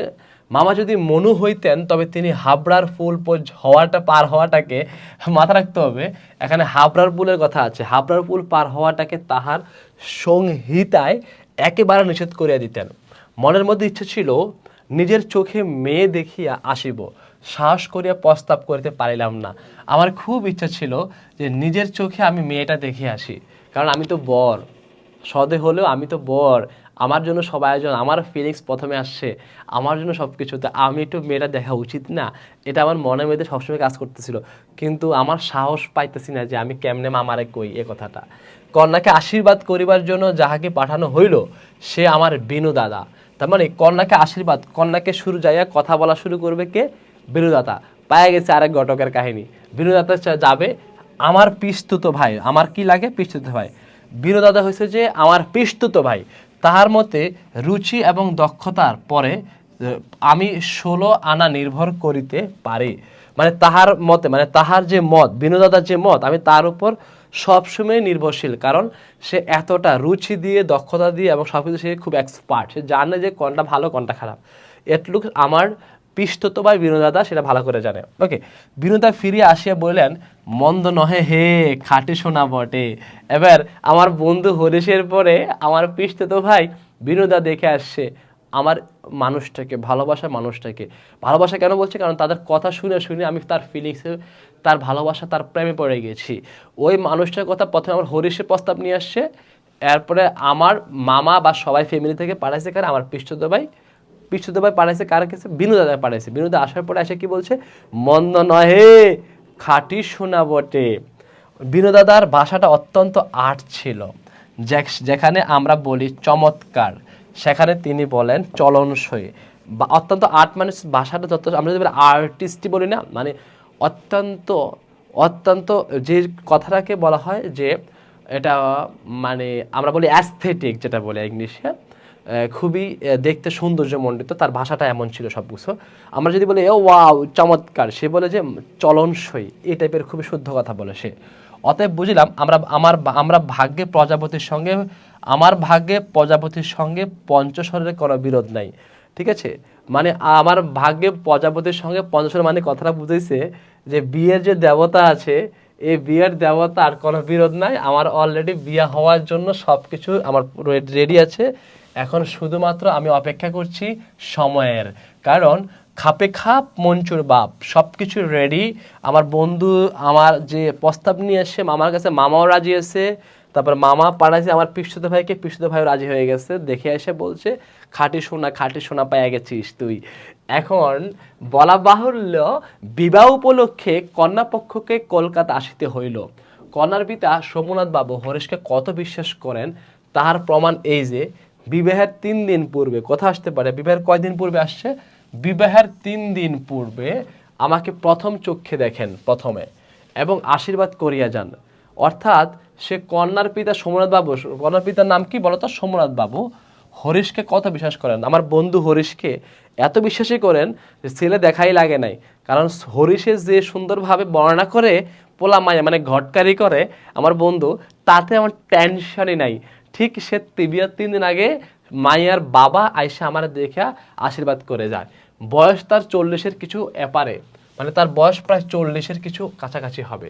চুল কাছা, গোফে পাক ধরেছে, আরম্ভ করেছে মাত্র। সুপুরুষ বটে, বীরের মধ্যে দেখিলে সকালে আগে তার উপরে চোখ পড়বে মাত্র চেহারা। মানে ব্যাপারটা এরকম যে সব মানুষ ভিড় বা সব কিছু যদি দেখে, সবার আগে আমার শ্বশুরের দিকে চোখ পড়বে। বাহ, বিয়ে করার আগেই তার বউ হয়ে গেছে, শ্বশুর হয়ে গেছে, কত কল্পনা, তাই না? রোগ যাও রোগ যাও। আশা করি আমাকে দেখিয়ে তিনি খুশি হয়েছিলেন, আমাকে দেখিয়ে তিনি যথেষ্ট পরিমাণ খুশি হয়েছিলেন। এটা তার ইয়ে আছে যে আমাকে দেখে হয়তো সে অনেক খুশি হয়েছেন। জাস্ট তারপরে কি বলছে দেখো তো, বোঝা শক্ত, বোঝা কি বলতো, শক্ত। কেননা তিনি বড়ই চুপচাপ, মানে তিনি এত বেশি চুপচাপ থাকেন, এত নিচুপ থাকেন, চুপচাপ থাকেন, তাকে বোঝা অনেক কঠিন। যে দুটো একটি কথা বলেন, তার কথা আসতে পারে যে কয়টা কথা বলতে পারে, দুইটা একটা কথা বলেন, যেন তাহাতে পুরো জোর দিয়া বলেন না। সে দুই একটা কথা বলেন আমার শ্বশুর, কিন্তু সে তাতে তো একটা জোর দিয়ে বলেন না, পুরো জোর দিয়ে বলেন না। মামার মুখ তখন অনর্গল ছুটিতেছিল, ধনে মানে আমাদের স্থান যে শহরের কারো চেয়ে কম নয়, সেটাকেই তিনি নানা প্রসঙ্গে প্রচার করতেছিলেন। মানে আমার মামা যে বিশাল কিছু, আমরা এলাকার এইটা সেটা, ওই এলাকার আমরা পুরো লিড দিয়ে এটা করি সেটা করি, টাকা পয়সা অভাব নাই, আমরা এটা করবো সেটা করবো, আপনার মেয়েকে এটা রাখবো সেটা কোনো টেনশন নাই। মানে এগুলার একটাই উদ্দেশ্য। কেন উদ্দেশ্যটা কি শোনেন একটু কাহিনী। সোমনাথ বাবু এই কথায় একেবারেই যোগায়ন দিলেন না, মানে কোনো ফাঁকে একটা হু হা এইসব উত্তর দিচ্ছেন, মানে বেশি কথা বলতেছেন না, সে শুধু কথা ফাঁকে ফাঁকে সে জাস্ট হু হা এসব শুনতে যাচ্ছে। আমি হইলে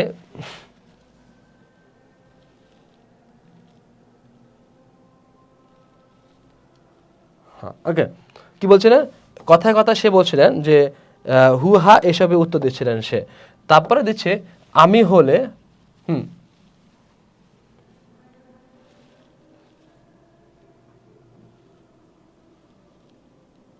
ওকে, আমি হইলে দমিয়া যাইতাম, কিন্তু মামাকে দমানো শক্ত।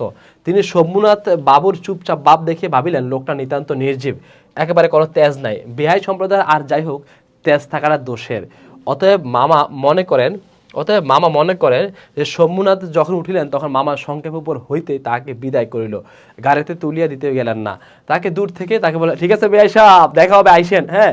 তাকে নিয়ে যে গাড়িতে তুলে দিবে আপ্যায়নটা, সেটা মামা করেন নাই। কারণ সে বুঝতেছিলেন যে দূর এই মানুষে এত বেশি দেখানো কিছু নাই, কারণ সেগুলো পছন্দ বা পছন্দ করে না। সে পৃথিবীর অন্যরকম একটা মানুষ, তার সাথে এত পক পক করলাম, এত কথা কইলাম, সে পাত্তাই দিচ্ছে না, সে তার মতো করে চুপচাপ করে বসে আছে। মানে এই জিনিসটা হয়তো সোমনাথ বাবুর কাছে পছন্দ না, এই জন্য সে চুপচাপ। কিন্তু আবার বেশি কথা বলছিলেন কেন, তার মামা, কারণ মামার দরকার হচ্ছে টাকা পয়সা, এই জন্য মামা বারবার এত কথা কইতেছিলেন, কারণ মামার দরকার আছে যৌতুক, এই যৌতুকের জন্য তিনি এত বক বক আলাপ করতেছিলেন। কাহিনী শোনার পরে পণ সম্বন্ধে দুই পক্ষ, হ্যাঁ, পণ মানেছে যে যৌতুক, যৌতুক সম্পর্কে দুই পক্ষে পাকাপাকি কথা ঠিক হইয়া গিয়েছিল। মামা নিজেকে অসামান্য চতুর বলিয়াই অভিমান করিয়া থাকেন, কথাবার্তায় কোথাও তিনি কিছু ফাঁক রাখেন নাই। আমার মামা মাশাল্লাহ দিলে কথায় কোথাও ফাঁক টাক রাখেন নাই, তিনি টাকার অঙ্ক তো স্থির ছিলই, তারপর গহনা কত ভরির এবং সোনা কত দূরের হইবে সেও একবারে বাধাবাধি হয়ে গিয়েছিল। আমি নিজে এ সমস্ত কথার মধ্যে ছিলাম না, জানিতাম না দেনাপনার স্থির হইল। শুধু মনে জানিতাম এই স্থূল অংশটা বিবাহের একটা প্রধান অংশ। আমি ভাবতাম যে এটাও মনে হয় বিবাহের একটা অংশ, আমি এটুকু জানতাম, কারণ আমাকে এইভাবেই জানানো হয়েছে। আমি এর বাইরে কোনো কিছু জানি না। আমি নিতান্তই বলছি, আমি নিতান্তই সহজ এবং অবলা একটা ছেলে, এবং সেই অংশের ভার যার উপরে তিনি এক কড়াও ঠকিবেন না। বস্তুত আশ্চর্য পাকা লোক বলিয়া মামা আমাদের সমস্ত সংসারের প্রধান গর্বের সামগ্রী। মানে এই সমস্ত কাজে সবসময় সবার আগে আগে আগে আসে এই টাইপের কাজগুলোতে।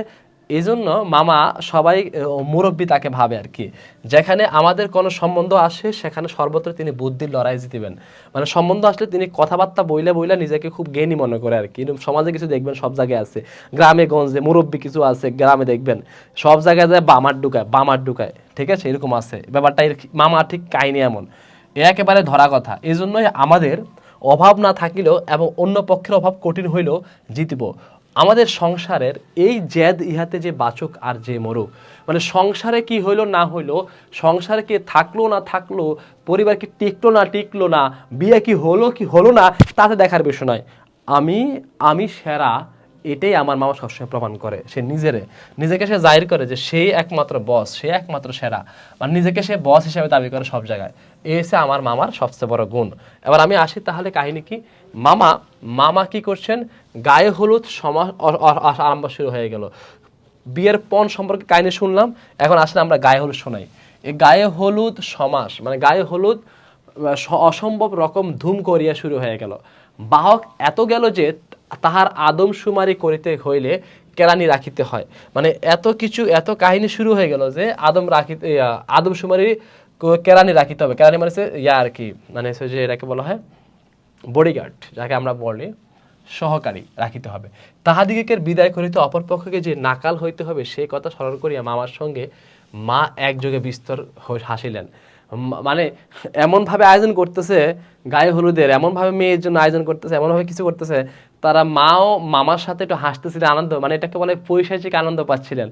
তাহারা এত কিছু কেমনে দিবে, এত টাকা পয়সা কেমনে দিবে, তারা তো বিপদে ফালাবে। অন্যকে বিপদে ফালাইয়া যে তারা আনন্দ পাইতেছেন, এটা আমার মামা বা মায়ের মধ্যে দেখতে পাচ্ছিলাম। ব্যান্ড বাঁশি, শখের কনসার্ট প্রভৃতি, যেখানে যত প্রকার উচ্চ শব্দ আছে একসঙ্গে মিশাইয়া বর্বর কোলাহলের মত্ত হস্তি দ্বারা সঙ্গীত সরস্বতীর পদ্মবন দৈল পিদলিত করিয়া আমি তো বিবাহ বাড়িতে গিয়ে উঠিলাম আংটিতে হারেতে, মানে এমন ব্যান্ড গিটার, তারপর বাদ্য, তারপরে যত কিছু আছে, তারপর সব শখের কনসার্ট সব কিছু নিয়ে আসছে। কারণ খরচ তো দিবে কেনা, মেয়ের বাবা, ওর টেনশন নাই, এই জন্য সব কিছু নিয়ে আসি। আংটিতে হারেতে জরির জহরতে আমার শরীর যেন গহনার দোকান নিলামে সরিয়াছে বলিয়া বোধ হইল। তাহাদের ভাবি জামাইয়ের মূল্য কত সেটা যেন কতক পরিমাণে সর্বাঙ্গে স্পষ্ট করিয়া লিখিয়া ভাবি শ্বশুরের সঙ্গে মোকাবিলা করিতে চলিয়াছিলাম। মানে তাহাদের, মানে ভাবি জামাই, মানে তাহাদের যে হবু জামাই, যাকে বলে ভাবি জামাই, তাদের হবু জামাইকে তারা এত সুন্দর করে সাজাইতেছে, হবু জামাইকে তারা এত সুন্দর করে তারা আনন্দ উল্লাস করে সাজাচ্ছে, তারপরে হবু জামাইকে তারা কত কিছু আংটি কত কিছু দিচ্ছে, এগুলো দেখে, এগুলোই তারা আমাকে এত সুন্দর করে তারা সাজানো গুজাচ্ছে, এটা দেখিয়ে আমি নিজেও একটু অবাক হচ্ছিলাম যে আমাকে এত সুন্দর করে সাজাচ্ছে কেন, মানে এত সুন্দর মোকাবেলা চলিয়াছিলাম, আমি সব কিছু আমি গ্রহণ করতেছিলাম ভালো করে। কাহিনী কি, এবার মামা বিবাহ বাড়িতে ঢুকিয়া খুশিয়া হইলেন না। হঠাৎ করে সব কাহিনী চলতেছিল, সবই ভালো ছিল, হঠাৎ করে ওই বরাবরের মতো মুরব্বী যা করে আর কি গ্রামে, হঠাৎ করে বিবাহ বাড়িতে ঢুকে মামা খুশি না। একে তো উঠানটাতে বরযাত্রীদের জায়গা সংকুলন হওয়াই শক্ত, তারপরে সমস্ত আয়োজন নিতান্ত মধ্যম রকমের, মানে এত হাই কোয়ালিটির কোনো আয়োজন করা নাই। হঠাৎ করে সব কিছু নিম্ন মধ্যবিত্ত অবস্থা ছিল, মোটামুটি মিডিয়াম অবস্থা। ইহার পরে সোমনাথ বাবুর ব্যবহারটাও নেহাত ঠান্ডা। সোমনাথ বাবু এত ঠান্ডা, এত বিনয়, এত অজস্র, মানে এগুলো দেখে তার কাছে ভালো লাগতেছিল না। মুখে তো কথাই নাই, কোমরে চাদর বাঁধা, গলা ভাঙ্গা, টাক পরা, মানে হচ্ছে যে মিশ কালো এবং বিপুল শরীর। তার একটি উকিল বন্ধু যদি নিহত হাত জোর করিয়া মাথা হেলাইয়া নম্রতার স্থিত হাস্যে ও গদগদে বচনে কনসার্ট পার্টির করতালে বাজিয়ে হইতে শুরু করিয়া বরকর্তাদের প্রত্যেকে বারবার প্রচুর রূপে অভিষিক্ত করিয়া না দিতেন, তবে গোড়াতেই একটা এসপার ওসপার, মানে এসপার মানে কি বলতো, মীমাংসা, এসপার গোড়াতে একটা এসপার ওসপার, গোড়াতে একটা এসপার ওসপার হইতো, মানে মীমাংসা হইতো। মানে এই যদি এমন অবস্থা, সে চাইছিলেন যে তার শ্বশুর তার লগে নাচুক, তার লগে এটা করুক, আনন্দ উল্লাস করুক, সব কিছু করুক, তারপরে সে এত নম্রতার দরকার নাই, এগুলো চাচ্ছিল এরকম। আমি সবাই বসিবার কিছুক্ষণ পরে মামা শোভনাথকে পাশের ঘরে ডাকিয়া লইয়া গেলেন। কি কথা হইলো জানি না। কিছুক্ষণ পরে শোভনাথ আমাকে আসে বললেন, বাবাজি একবার এদিকে আসা হচ্ছে যে, মানে আমার মামা হঠাৎ করে বিয়ের প্রোগ্রামের মধ্যে, বিয়ের অনুষ্ঠানের মধ্যে, আমি বিয়ের স্টেজে বসে আছি, আমাকে ডাইকে আলাদা আলাদা নিয়ে গেছে, নিয়ে মানে নিয়ে বলতেছিল শ্বশুর মশাইকে, আমার শ্বশুর মশাইকে নিয়ে যাচ্ছিলেন আলাদা, কি জানি একটা কথা বলছিলেন মামা, আমি তো জানি না, শুনি নাই। হঠাৎ করে মামা ওখান থেকে বাইর হয়েই আমার শ্বশুর মশাই আমাকে ডাইকে এসে বলতেছে, বাবাজি একবার এদিকে আসতে হচ্ছে যে, মানে আমার সাথে আমার শ্বশুর মশাই, মানে মেয়ের যে মেয়ের জামাই হতে যাচ্ছে তার মেয়ের, এই জন্য আমার সাথে সে ডাকতে, সুন্দরকে ডাকতে, বাবাজি একটু এদিকে আসতে হয় যে, আমাকে ডাকে সে কথা বলা শুরু করতে আসছে। ব্যাপারখানা এই, সকলের না হোক কিন্তু কোনো না কোনো মানুষের জীবনে একটা কিছু লক্ষ্য থাকে। মামার একমাত্র লক্ষ্য ছিল তিনি কোনো মতে কারো কাছে ঠকিবেন না। তার ভয় তার বেহাই তাকে গহনার ফাঁকি দিতে পারেন। বিবাহ কার্য শেষ হইয়া গেলে সে ফাঁকির আর প্রতিকার চলিবে না। বাড়ি ভাড়া, সওগাত মানে উপহার আর কি, সওগাত মানে কি বলতো, সওগাত মানে কি উপহার, লোক বিদায় প্রভৃতি সম্বন্ধে যেরকম টানাটানি পরিচয় পাওয়া গেছে, তাহাতে মামা ঠিক করেছিলেন যে দেওয়া থোয়া সম্বন্ধে লোকটির শুধু মুখের কথার উপর ভর করে চলবে না। মানে লোকটা শুধু বললে হবে যে ঠিক আছে আপনি যাবেন আমি দিয়ে দেবো, সমস্যা নেই, তার মুখের কথার উপর চলবে না। সে চাচ্ছে আরও শক্ত হয়ে। মামা কি হচ্ছে, সেই জন্য বাড়ির শেকরাকে যুক্ত সঙ্গে আনিয়েছিলেন। মানে শেকরা আছে যে স্বর্ণ মাপে, স্বর্ণকারে যে মাপে স্বর্ণ সব কিছু দেখিয়ে শুনে যে ঠিক স্বর্ণ নিখাত আছে কিনা, নিখুঁত আছে কিনা, মাপ মতো ঠিক আছে কিনা, পরের মতো ঠিক আছে কিনা, এগুলো দেখার জন্য সে লগে আশা করে সে সাথে স্যাকরা নিয়ে আসছে। পাশের ঘরে গিয়ে দেখিলেন মামা এক তক্ত পোষে এবং স্যাকরা তাহার দাড়িপাল্লা কোষ্ঠীপাত্র প্রভৃতি লইয়া মেজে কোথায় বসছে। তার মানে স্যাকরাও বসে গেছে, তার কোষ্ঠীপাত্র দিয়ে মাপবে, সব কিছু দেখবে যে ঠিকঠাক আছে কিনা, মানে স্বর্ণ দেখার জন্য। তার মানে মামাও রেডি, স্যাকরা যে স্বর্ণ পাবে সেও রেডি আছে। সোমনাথ বাবু আমাকে বলিলেন, আমাকে কি বলছেন, তোমার মামা বলিতেছিলেন যে বিবাহের কাজ শুরু হইবার আগেই তিনি কনের সমস্ত গহনা যাচাই করিয়া দেখিবেন, ইহাতে তুমি কি বলো? মানে তার মামা তাকে ডাইকে যে কথাটা বলছিল, সোমনাথ বাবুকে ডাকে বলছিল যে কথাটা, সে কথাটা সে বলে দিয়েছে তার জামাইরে। কি বলছে, তোমার মামা বলতেছেন যে বিবাহের কাজ শুরু হওয়ার আগে গহনা টহনা এগুলো সব কিছু আগে দেখবে, দেখার জন্য তুমি কি বলো? তোমার মামা বলতেছে এগুলো সব মেপে টেপে দেখার জন্য। আমি মাথা হেড করে চুপ করে রহিলাম। আমি মাথা হাত দিয়ে হঠাৎ করে পাগলের মতো চুপ করে বসে, আমি কোনো কথা বলছি না। মা বলেন, ও আবার কি বলবে? আমি যা বলিব তাই হইবে। তখন মামা দৌড়ে এসে বলতেছেন, ও আবার কি বলবে? ও ছোট মানুষ, ও এসবের দিকে ওর নাক গলানোর দরকার নাই। আমি ওর গার্ডিয়ান, আমি যা বলি ঠিক তাই হবে। ও বললে হবে না, কে বিয়া তো আমি দেখতেছি, আমি সব কিছু মেনটেন করতেছি, সে আবার কেরা বলার মতো। এটা বলে সে দমক দিয়া কাকে, নায়ক, মানে নায়কেরা অপরিচিতা গল্পের নায়ককে অনুপম, ঠিক আছে, মানে যাকে আমরা বলি কাপুরুষ আর কি, অনুপমকে সে চুপ করে বসে রাখলো। সোমনাথ বাবু আমার দিকে চাহিয়া কহিলেন, সে কথা তবে ঠিক, উনি যা বলিবেন তাই হইবে, এ সময় তোমার কিছুই বলিবার নাই। সোমনাথ বাবু তখন আবার আমার দিকে তাকাই বলছেন যে উনি যা বললেন ঠিক তাই হবে, তুমি যেহেতু আমার মেয়ের জামাই হচ্ছ, তোমার কি এখানে কিছুই অধিকার বা কিছুই বলার নাই? আমি একটু ঘাড় নাড়ার ইঙ্গিতে জানাইলাম, এসব কথা আমার সম্পূর্ণ অনধিকার। তখন আমিও একটু ঘাড় নাড়ে বললাম যে এই যে যা যা হচ্ছে এগুলো সব আমি নিজেও জানি না, সবগুলো আমার অনধিকার চর্চা, মানে আমার বৃত্তের বাইরে সব করা হচ্ছে। আমি জাস্ট আকার ইঙ্গিতে ঘাড় নাড়ে বলছি, মুখ দিয়ে কথা বলার মতো আমার সাহস নাই।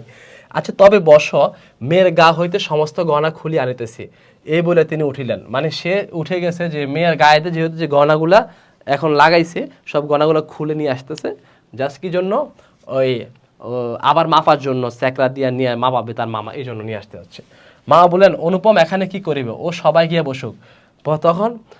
তখন ওই মামা বলতেছে যে অনুপম এখানে কি করবে, মাপামাপির ক্ষেত্রে, সবকিছুর ক্ষেত্রে, ও যেখানে বিয়ে অনুষ্ঠান হবে ওখানে যা বসুক, ওদিকে যা বসুক সে। শম্ভুনাথ বলেন, না সবাই নয়, এখানেই বসিতে হইবে। সবাই নয়, এখানেই বসতে হবে জামাইকে, কারণ আমি মেয়ের কাছে যার কাছে বিয়ে দেবো সেও সহ থাকতে হবে। কিছুক্ষণ পরে তিনি একখানা গামছায় বাঁধা গহনা আনিয়া তক্তপোষের উপরে মেলিয়া ধরিলেন।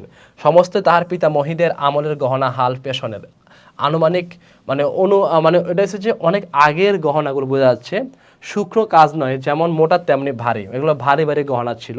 এবং এটা তার আগেকার যারা তার ছিল, মা ছিল হয়তো বা তার এরকম ছিল আর কি গহনাগুলো। স্যাকরা গহনা হাতে তুলে বইল, এ আর দেখবে কি, ইহাতে খাদ নাই, এমন কোনো সোনা এখানকার দিনে ব্যবহারই হয় না। মানে স্যাকরার মানে যে স্বর্ণমাপ বা স্বর্ণ যে মাপতে আনিয়ে আসছে তাকে, সে দেখে বলতেছে, আরে ভাই এগুলো দেখার কিছু নাই, এগুলো বুঝাই যাচ্ছে এগুলো এখনকার সঙ্গে ব্যবহার হয় না, এগুলো অনেক আগের, কিন্তু এগুলো খুবই নিখুঁত এবং খুবই ভালো মানের স্বর্ণ এগুলো, এটা বলতেছিল। এই বলিয়া সে মকর মুখা মানে কুমিরের মুখের মতো, মানে মকর মুখা মানে হচ্ছে কুমিরের মুখের মতো মোটা একখানা বালা একটু চাপ দিয়ে দেখাইয়া তাহা বাকিয়া যায়। মানে একটা কি করছে, সে কি করছে, মোটা একটা বালা মানে হাতে দিয়ে যে বালা মেয়েরা এটা জাস্ট একটু চাপ দিয়ে ধরছে, একটু বাঁকা হয়ে গেছে এক পাশ থেকে। মামা তখনই তার নোট বইয়ে গহনাগুলির ফর্দ ঠুকিয়া রইলেন। মানে মামার একটা সাথে নোটবুক সবসময় থাকতো, তো সে সবসময় এটা বেঁধে লিখতেছিলেন যে এটা এটুকু, বালা এতটুকু, তারপরে কানের গহনা এতটুকু, তারপরে গলার এটা এতটুকু, এভাবে লিখতেছিলেন। পাশে যাহা দেখানো হইল তাহার কোনোটাই কম পড়ে। হিসাব করে দেখিলেন গহনা যে পরিমাণ দিবার কথা এগুলো সংখ্যায় দরে এবং ভারে তার অনেক বেশি। মানে যে হিসাব করে দেখছে যে সে যা বলছে সোমনাথ বাবু তার চেয়ে বেশি মনে হতেছে এখন। গহনাগুলোর মধ্যে একজোড়া ইয়ারিং মানে কানের দুল ছিল। সোমনাথ সেটা স্যাকরার হাতে দিয়া বললেন, এটা একবার পরখ করে দেখো। মানে একটা কানের ইয়ারিং ছিল, তখন কানের ইয়ারিং তো অনেকগুলো ছিল, তার ভিতরে একটা ছিল, ওটা সোমনাথ বাবু স্যাকরার হাতে দিয়া বললেন, এটা একবার পরখ করে দেখো। স্যাকরা কহিল, ইহা বিলাতি মাল, ইহাতে সোনার ভাগ সামান্যই আছে। স্যাকরা তখন কি বলছে যে ইহা বিলাতি মাল, এটা সামান্য কম আছে। সোমনাথ ইয়ারিং জোড়া মামার হাতে দিয়া বললেন, এটা আপনারাই রাখিয়া দিন। মামা সেটা হাতে লইয়া দেখিলেন এই ইয়ারিং দিয়ে কন্যাকে তাহারা আশীর্বাদ করিয়াছিলেন। তখন মামা দেখতেছেন যে এই ইয়ারিং দিয়ে তারা কন্যাকে আশীর্বাদ করতেছিলেন। মানে যে ইয়ারিংটাতে দেখাইছিল সোমনাথ বাবু মেয়ের বাবা, তখন মেয়ের বাবা তখন আবার যে ওরা যে স্যাকরা নিয়ে আসছে, মামা স্যাকরাকে দিয়ে, দেখো তো এই ইয়ারিংটা আমাকে ওই ছেলের মামা নিয়ে আসছিলেন, তুমি একটু দেখো তো ভাইয়া যে এটা কেমন, স্বর্ণটা কেমন। তখন স্যাকরা বলতেছিল এটাতে বিলাতি মাল, তো এই স্বর্ণ একটু কম আছে, একটু প্রবলেম আছে স্বর্ণতে। তখন আবার এই স্বর্ণটা আবার মামার হাতে দিয়ে বলছেন, এটা আপনারা দিয়েছিলেন, বুঝছেন, মেয়ে যখন দেখতে আসছেন আপনারা, তখন এই ইয়ারিংটা আপনারা দিয়েছিলেন, মানে আপনারা কত পরিমাণ 2 নাম্বার ডাইরেক্টলি বলছিলেন মামা। মামার মুখ লাল হইয়া লজ্জায় লাল হয়ে গেছে। মামা বুঝতে পারছে যে মামারে ইনডাইরেক্ট অপমান করতেছে, তখন তার মুখ লজ্জা লাল হয়ে গেছে। দরিদ্র তাহাকে ঠকাইতে চাইবে, কিন্তু কিন্তু ঠকিবেন না, এই আনন্দ সম্ভব হইতে বঞ্চিত হইবেন না। এবং তাহার উপরে কিছু উপরি পাওনা জটিল অত্যন্ত মুখ, মানে মেন কথা হচ্ছে যে সবই ঠিকঠাক ছিল, সব কিছু ওকে ছিল। এটা দেখার পরে মামার আরো মেজাজ গরম হয়ে গেছে, কি আমি এখানে ছোট হচ্ছি, আমি লজ্জা পাইছি উল্টা, আমার ইয়ারিং দিছে কানের, এখানে কি হইলো কাহিনী, আমার ইয়ারিং এর সমস্যা, তাদের আরো বেশি তাদের সম্পদ স্বর্ণ দিয়ে গেছে। তারপরে অত্যন্ত মুখ ভার করিয়া বললেন, অনুপম যাও তুমি, সবাই গিয়ে বসোগে। তখন মামা এত কিছু কষ্ট পাইয়া সে আমাকে বলছে, অনুপম তুমি এখানে যাও, এখান থেকে যাই সবাই গিয়ে বসো, কারণ সবই ঠিকঠাক আছে, কোনো সমস্যা নাই, এখন পর্যন্ত সব ঠিকঠাক আছে, শুধু ঠিকঠাক নাই কোনটা, ঠিকঠাক নাই শুধু আমি যে ইয়ারিংটা দিচ্ছি সেটাই সমস্যা। ওকে, সোমনাথ বাবু বলেন, না এখন সবাই বসতে হবে না, চলুন আগে আপনাদের খাওয়াইয়া দিতে। মামা বলেন, সেই কি কথা, লগ্ন মানে এখন আগে খাওয়া দাওয়ার কাহিনী সব। সোমনাথ বলছেন, না এখন সবাই বসতে হবে না, এখন চলেন আগে খাওয়া দাওয়া হোক, বিয়ে শাদী পরে হবে, টেনশন করার কিছু নেই, বিয়ে পরে হবে, আগে খাওয়া দাওয়া করেন সবাই। তখন সে কি কথা, লগ্ন, মামা বলছেন, আরে লগ্ন। সোমনাথ বলেন, সেজন্য কিছু ভাবিবেন না, এখন উঠুন। লোকটি নেহাত ভালো মানুষ ধরনের, কিন্তু ভিতরে বেশ একটু জোর আছে বলিয়া বোধ হইল। মামাকে উঠিতে হইল। বরযাত্রীদেরও আহার হইয়া গেল। আয়োজনের আরম্ভ ছিল না, কিন্তু রান্না ভালো এবং সমস্ত বেশ পরিষ্কার পরিচ্ছন্ন বলিয়া সকল তৃপ্তি হইল। বরযাত্রীদের খাওয়া শেষ হইলে সোমনাথ বাবু আমাকে খাইতে বললেন। মামা বললেন তখন, সে কি কথা, বিবাহের পূর্বে বর খাইতে খাবে কেমন করিয়া। তখন আমাকে সোমনাথ বাবু বলছেন, এই জামাই বাবু এদিকে আসো, তুমি একটু খাওয়া দাওয়া করো, সবাই তো খাওয়া দাওয়া হয়েছে, তুমি খাও। তখন মামা লাভ দিয়ে বলছে, কত কি বলেন এসব, হ্যাঁ বিয়ের পূর্বে কেন খাবে সে, আগে তো বিয়ে করবে তারপরে সে খাবে। এ সম্বন্ধে মামার কোনো মত প্রকাশকে তিনি সম্পূর্ণ উপেক্ষা করিয়া আমার দিকে চাহিয়া বললেন, তুমি কি বলো, বসে যাইতে দোষ কি আছে। মূর্তি মূর্তি মূর্তিমতি মাতৃ আজ্ঞা স্বরূপে, মানে হচ্ছে যে এই কথার লাইন আসতে পারে, মূর্তিমতি মাগ্যি আজ্ঞা মানে হচ্ছে যে আমি মূর্তির মতো তাকিয়েছি, আমার মায়ের আজ্ঞা, আমার মা যা বলে আমি তাই শোনার মতো ছেলে, ওই টাইপের ছেলে আমি। মামা উপস্থিত, তার বিরুদ্ধে চলা আমার পক্ষে অসম্ভব। আমি আহারে আমি আহারে বসিতে পাইলাম না, আমি যে খাইতে যাব সেটা পারলাম না, কারণ মামা এতে সন্তুষ্ট না, মামা এতে রাজি ছিল না, এজন্য আমি খাইতে যাইতে পারিনি। ওকে, মামা এত রাজি ছিল না যে আমি খেতে যেতে পারিনি, এই কথাটা বলছে। কাহিনী কি এরপরে এখন বেচারা আমরা আমরা পেয়ে গেছি কাপুরুষ যে তার মা এবং মামার কাহিনী উঠতে পারে না। তখন সম্রাট মামাকে বললেন, আপনাদিগকে অনেক কষ্ট দিয়েছি, আমরা ধনী নই, আপনাদের যোগ্য আয়োজন করিতে পারি নাই, ক্ষমা করিবেন। রাত হয়ে গেছে, আর আপনাদের কষ্ট বাড়াতে ইচ্ছে করি না। এখন তবে শুধু এটুকু বলছে, আর কিছু বলার নেই। মানে পুরানার বলতে পারে না, রাত হয়ে যাচ্ছে, সব কিছু হয়েছে, আপনাদের আয়োজন করছি, খাওয়ার চেষ্টা করি, সব কিছু করলাম, এখন আমরা আর সামনে আগাবো না। মামা বললেন, তা সবাই চলুন, আমরা তো প্রস্তুত আছি। মামা বারবার এখন রিকোয়েস্ট করতেছে, আর সবই তো ঠিক আছে, সবাই চলুন, আমরা তো এখন প্রস্তুত আছি। সোমনাথ বললেন, তবে আপনাদের গাড়ি আপনাদের গাড়ি বলিয়ে দেই। মামা আশ্চর্য হয়ে বললেন, ঠাট্টা করে দিচ্ছেন নাকি? আপনি কি বলছেন আমাদেরকে? হ্যাঁ, বিয়ে দিবেন না নাকি মাইয়া? এখন কি বলতেছেন এসব? আমরা তো আসছি এই জন্য, বিয়ে করার জন্য। সোমনাথ বললেন, ঠাট্টা তো আপনি করিয়া সরিয়েছেন, ঠাট্টা সম্পর্কটাকে স্থায়ী করিবার ইচ্ছা আমার নাই। মামা দুই চোখ এত বড় করিয়া মেলিয়া অবাক হইয়া রহিলেন, মানে অনুভবের মামার ক্রোধ প্রকাশ পেয়েছে। দুই চোখ অবাক হইয়া মানিয়েছে যে খুশিতে আনন্দতে অবাক না, রাগ ক্ষোভে অনুভবের মামা তাকাই আছে চোখ বড় বড় করে। ঠিক আছে, কারণ এত বড় অপমান, ডাইক কাইনা অপমান করলো আমাদেরকে, ব্যাপারটা এরকম আর কি। সোমনাথ করেন, আমার কন্যার গহনা আমি চুরি করিব, এ কথা যারা মনে করে তাহাদের হাতে আমি কন্যা দিতে পারি না। যারা মনে করে যে আমার কন্যার গহনা আমি কম দিব বা চুরি করিব বা আমি 2 নম্বর মাল দিব, যারা এটা ভাবতে পারে যে বংশ বা যে সংসার বা যে অভিভাবক, আমি তাদের হাতে আমার মেয়েকে দিতে পারি না। কি চমৎকার কথা বলেছেন বাবা। আমাকে একটি কথাও বলাও তিনি আবশ্যক বোধ করিলেন না, কারণ প্রমাণ হয়ে গেছে আমি কেহই নই, আমি জাস্ট একটা পুতুল। মানে কে বলতো, নায়ক এখন পুতুল হয়ে গেছে। তারপরে যা হইল সে আমি বলিতে ইচ্ছা করি না। ঝাড় লণ্ঠন ভাঙ্গিয়া চুরিয়া জিনিসপত্র লণ্ডভণ্ড করিয়া বরযাত্রের দল দক্ষ জঙ্গের পালা সরিয়ে মানে সারিয়া বাহির হইয়া গেল। মানে ব্যাপারটা এরকম যে তারা এখন অপমান বোধ করছে না, এখন তারা ঝামেলা সৃষ্টি করছে, সব কিছু ভাঙ্গিয়া টাঙ্গিয়া সব কিছু পরে আমার সাথে যারা গেছে সবাই এভাবে বাইরে হচ্ছে ওই বাড়ি থেকে। বাড়ি ফিরিবার সময় ব্যান্ড, রসন, চৌকি, কসপট একসঙ্গে বাজিল না, এবং অভ্রের ঝাড়গুলো হচ্ছে এক ধরনের খনিজ ধাতু আর কি। হ্যাঁ, আকাশের তারার উপরে, আমার যেটা বলে তারাবাতি বলি আর কি, উপরে থেকে আকাশের তারার উপরে আপনাদের কর্তব্যের বরাত দিয়া কোথায় যে মহা নির্বাণ লাভ করিল সন্ধান পাওয়া গেল না। মানে এত সুন্দর এত কিছু যে এই যে ব্যান্ড পার্টি ছিল লগে, আমরা নিয়ে গেছি, এত কাহিনী করছি, এগুলো আর একটাও নাই, সব বন্ধ হয়ে গেছে, নিস্তব্ধ হয়ে গেছে। এই অবস্থা চলতেছে এখন। বাড়ির সকলে তো রাগি আগুন, কন্যার পিতার এত গুমর, কলিজে চারপোয়া হইয়া আসিল, সকলে বইল, দেখি মেয়ের বিয়ে দেন কেমন করিয়া। কিন্তু মেয়ের বিয়ে হইবে না এই ভয়ে যার মনে নাই তার শাস্তির উপায় কি?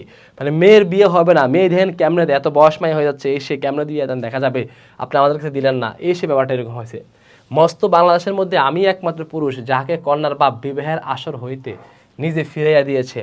এত বড় সৎপাত্রের কপালে এত বড় কলঙ্কের দাগ কোন নষ্ট গ্রহ এত আলো জ্বালাইয়া বাজনা বাজাইয়া সমারোহ করিয়া আঁকিয়া দিল। সব কিছুই হলো আনন্দ উল্লাস করে করে করে সামনে দিয়ে পুশ করে আমি শেষ হয়ে গেলাম। ব্যাপারটা এরকম। বরযাত্রীরা এই বলিয়া কপাল চাপড়াইতে লাগিল যে বিবাহ হলো না, অথচ আমাদের ফাঁকি দিয়া খাওয়াইয়া দিল। পাকযন্ত্র ডাকে মানে পাকস্থলীকে সমস্ত অন্ন শুদ্ধ যেখানে সেখানে টান মারিয়া ফেলিয়া দিয়ে আসিতে পাইলে তবে আফসোস মিলিত। মানে সব খাওয়া টাওয়া শেষ, সব কিছু শেষ, তাদেরকে আবার বাইর করে দিল। তারা এখন খাওয়া দাওয়া করছে, মানে বরযাত্রীরা, তাদের কাছে এখন মনে হইতেছে শালার ক্যান খাইলাম, বলে কি খাইলাম, বিষের মতো মনে লাগতেছে। যদি সব কিছু পেটের থেকে বাইর করে সব ফালা দিয়ে আসতে পারতাম কত ভালো হইতো। বিবাহের চুক্তি ভঙ্গ ও মানহানির দাবিতে নালিশ করিব বলিয়া মামা অত্যন্ত গোল করিয়া বেড়াইতে লাগিলেন। হিতৈষীরা বুঝাইয়া দিল, তাহা হইলে তামাশার যেটুকু বাকি আছে তাহা পুরা হইবে। মানে মামা চাইছিল যে একটা ঝামেলা করতে, সবাইকে একত্র করে মিটিং টিটিং করে তারপরে আবার ওদের বিরুদ্ধে অ্যাকশনে যাইতে, যে কীভাবে বিচার করা যায়, ওরা অপমান করলো এসে। এটা আবার যারা হিতৈষী বা যারা জ্ঞানী ব্যক্তি আছে এলাকার, তারা বলছে যে এটা যদি করো তাহলে যেটুকু আছে মান সম্মান বাকিটা যাবে তোমার, এটা বললো। বলা বাহুল্য আমিও খুব রাগিয়েছিলাম, মানে রাখাইয়েছিলাম যে কেন রাগাইছি, কেন রাখছি, কেন কোন গতিকে সোমনাথ বিষয় জব্দ হইয়া আমাদের পায়ে ধরিয়া আসিয়া পড়েন, গোফের রেখায় তা দিতে দিতে এইটি কেবল কামনা করতে লাগিলাম যে কখন সোমনাথ আসে আমাদের পায়ে ধরা আমাদের কাছে মেয়ে দিয়ে যাবে, আবার এরকম ভাবতেছিলাম আমি। কিন্তু এই আক্রোশের কালো রঙের স্রোতের পাশাপাশি আর একটা স্রোত বহিতেছিল, সেটার রং একেবারে কালো নয়। সমস্ত মন যে সেই অপরিচিতার পানে ছুটিয়া গিয়েছিল, এখনো যে তাহাকে কিছুতেই টানিয়া পিরাইতে পারি না। দেওয়ালটুকুর আড়ালে রহিয়া গেল গো, কপালে তার চন্দন আঁকা, গায়ে তার লাল শাড়ি, মুখে তার লজ্জার রক্তিমা। কি চমৎকার বর্ণনাগুলো! আমি যদি একবার এগুলো না দাগাই তাহলে কি ভালো লাগবে বলো? কপালে তার চন্দন আঁকা, গায়ে তার লাল শাড়ি, মুখে তার লজ্জার রক্তিম, হৃদয়ের ভিতরে কি যে তা কেমন করিয়া বলিব। আহা, কি ভালোবাসার বর্ণনা এখানে! ঠিক আছে, দেওয়ালটুকু আড়ালে রহিলা গেল গো। আমার কল্পলোকের কল্পতাটি বসন্তের সমস্ত ফুলের ভার আমাকে নিবেদন করিয়া দিবার জন্য নত হইয়া পড়িয়াছিল। হাওয়া আসে, গন্ধ পাই, পাতার শব্দ শুনি, কেবল আর একটি মাত্র পা ফেলার অপেক্ষা। এমন সময়ে সে এক পদক্ষেপ দূরত্বটুকু এক মুহূর্ত অসীম হইয়া উঠিল। মানে আমার সব কিছুই মনে হচ্ছে খুব কাছাকাছি আসলো, সব কিছু কাছাকাছি হলো, সব কিছু হয়ে গেল। মনে হচ্ছে তাকে আমি এই ভালোবাসাটাকে আমি পেয়ে যাব, আমি মনে হয় এই যে তাকে পেয়ে যাব, দূরত্ব আর একটু অল্প একটু কাছাকাছি। কিন্তু না, সে আর আমার হলো না, সে আমার কাছাকাছি হলো না, আমার কাছে আর আসলো না, সে মানুষ আর পেলাম না। এতদিন যে প্রতি সন্ধ্যায় আমি বিনু দাদার মানে পিস্তুত ভাই বাড়িতে গিয়ে তাহাকে অস্থির করিয়া দিয়ে তুলিয়েছিলাম, এতদিন যে বিয়ের জন্য তাকে আমি আরও জ্বালাইছিলাম। বিনোদার বর্ণার ভাষা অত্যন্ত সংকীর্ণ বলিয়া তার প্রত্যেক কথারই স্ফুলিঙ্গের মতো আমার মনের মাঝখানে আগুন জ্বলিয়া দিয়েছিল। বুঝিয়েছিলাম মেয়েটির রূপ বড় আশ্চর্য, কিন্তু না দেখিলাম তাহাকে চোখে, না দেখিলাম তাহার ছবি, সমস্তই অস্পষ্ট হইয়া রহিল। বাহিরে তো সে ধরা দিলই না, তাহাকে মনেও জানিতে পাইলাম না। এই জন্য মন সেদিনকার সে বিবাহ সভার দেওয়ালটার বাহিরে ভূতের মতো দীর্ঘ নিঃশ্বাস ফেলিয়া বেড়াইতে লাগিল। হরিশের কাছে শুনিয়েছি মেয়েটিকে আমার ফটোগ্রাফ দেখানো হয়েছিল, পছন্দ করিয়াছে বই কি। আমাকে সে অবশ্যই পছন্দ করেছিল মেয়েটা, ফটোগ্রাফ দেখানোর পরে। না করিবার তো কোনো কারণই নাই, আমার মন বলে কথা। সে ছবি তার কোনো একটি বাক্সে লুকানো আছে, আমি জানি সে আমাকে আমার প্রেমে পড়ে গেছে, আমি এত সুন্দর দেখতে, মাকাল ফলের মতো আর কি। একলা ঘরে দরজা বন্ধ করে একদিন নিরালা দুপুরবেলায় সে কি সেটি খুলিয়া দেখে না, আমার আমার চেহারাটা অবশ্যই দেখে মনে হয়। যখন ঝুঁকিয়ে পড়িয়া দেখে তখন ছবিটির উপরে কি তার মুখের দুই তার দিয়ে চেলুচুলু আসিয়া পড়ে না। হঠাৎ বাহিরে কারো পায়ের শব্দ পাইলে সে কি তাড়াতাড়ি তার সুগন্ধ আঁচলের মধ্যে ছবিটিকে লুকিয়ে ফেলে না। মানে পুরো সিনেমার কাহিনী হয়ে গেছে, এখন তার কল্পনা চলে গেছে। সে কি এমন করে না, সে আমার ছবিটা দেখে সে লুকে রাখবে, কেউ একজন আসবে, আসলে তার ভয়ে লজ্জায় সে লুকে রাখবে ছবিটা। এভাবে করে সে কি কল্পনা করেন আমার ছবিটাকে নিয়ে। দিন যায়, একটা বৎসর গেল, মামা তো লজ্জা বিবাহ সম্বন্ধের কথা তুলিতেই পারেন না। আর মার ইচ্ছে ছিল আমার অপমানের কথা যখন সমাজের লোকে ভুলিয়া যাইবে তখন বিবাহ চেষ্টা দেখাবে আবার।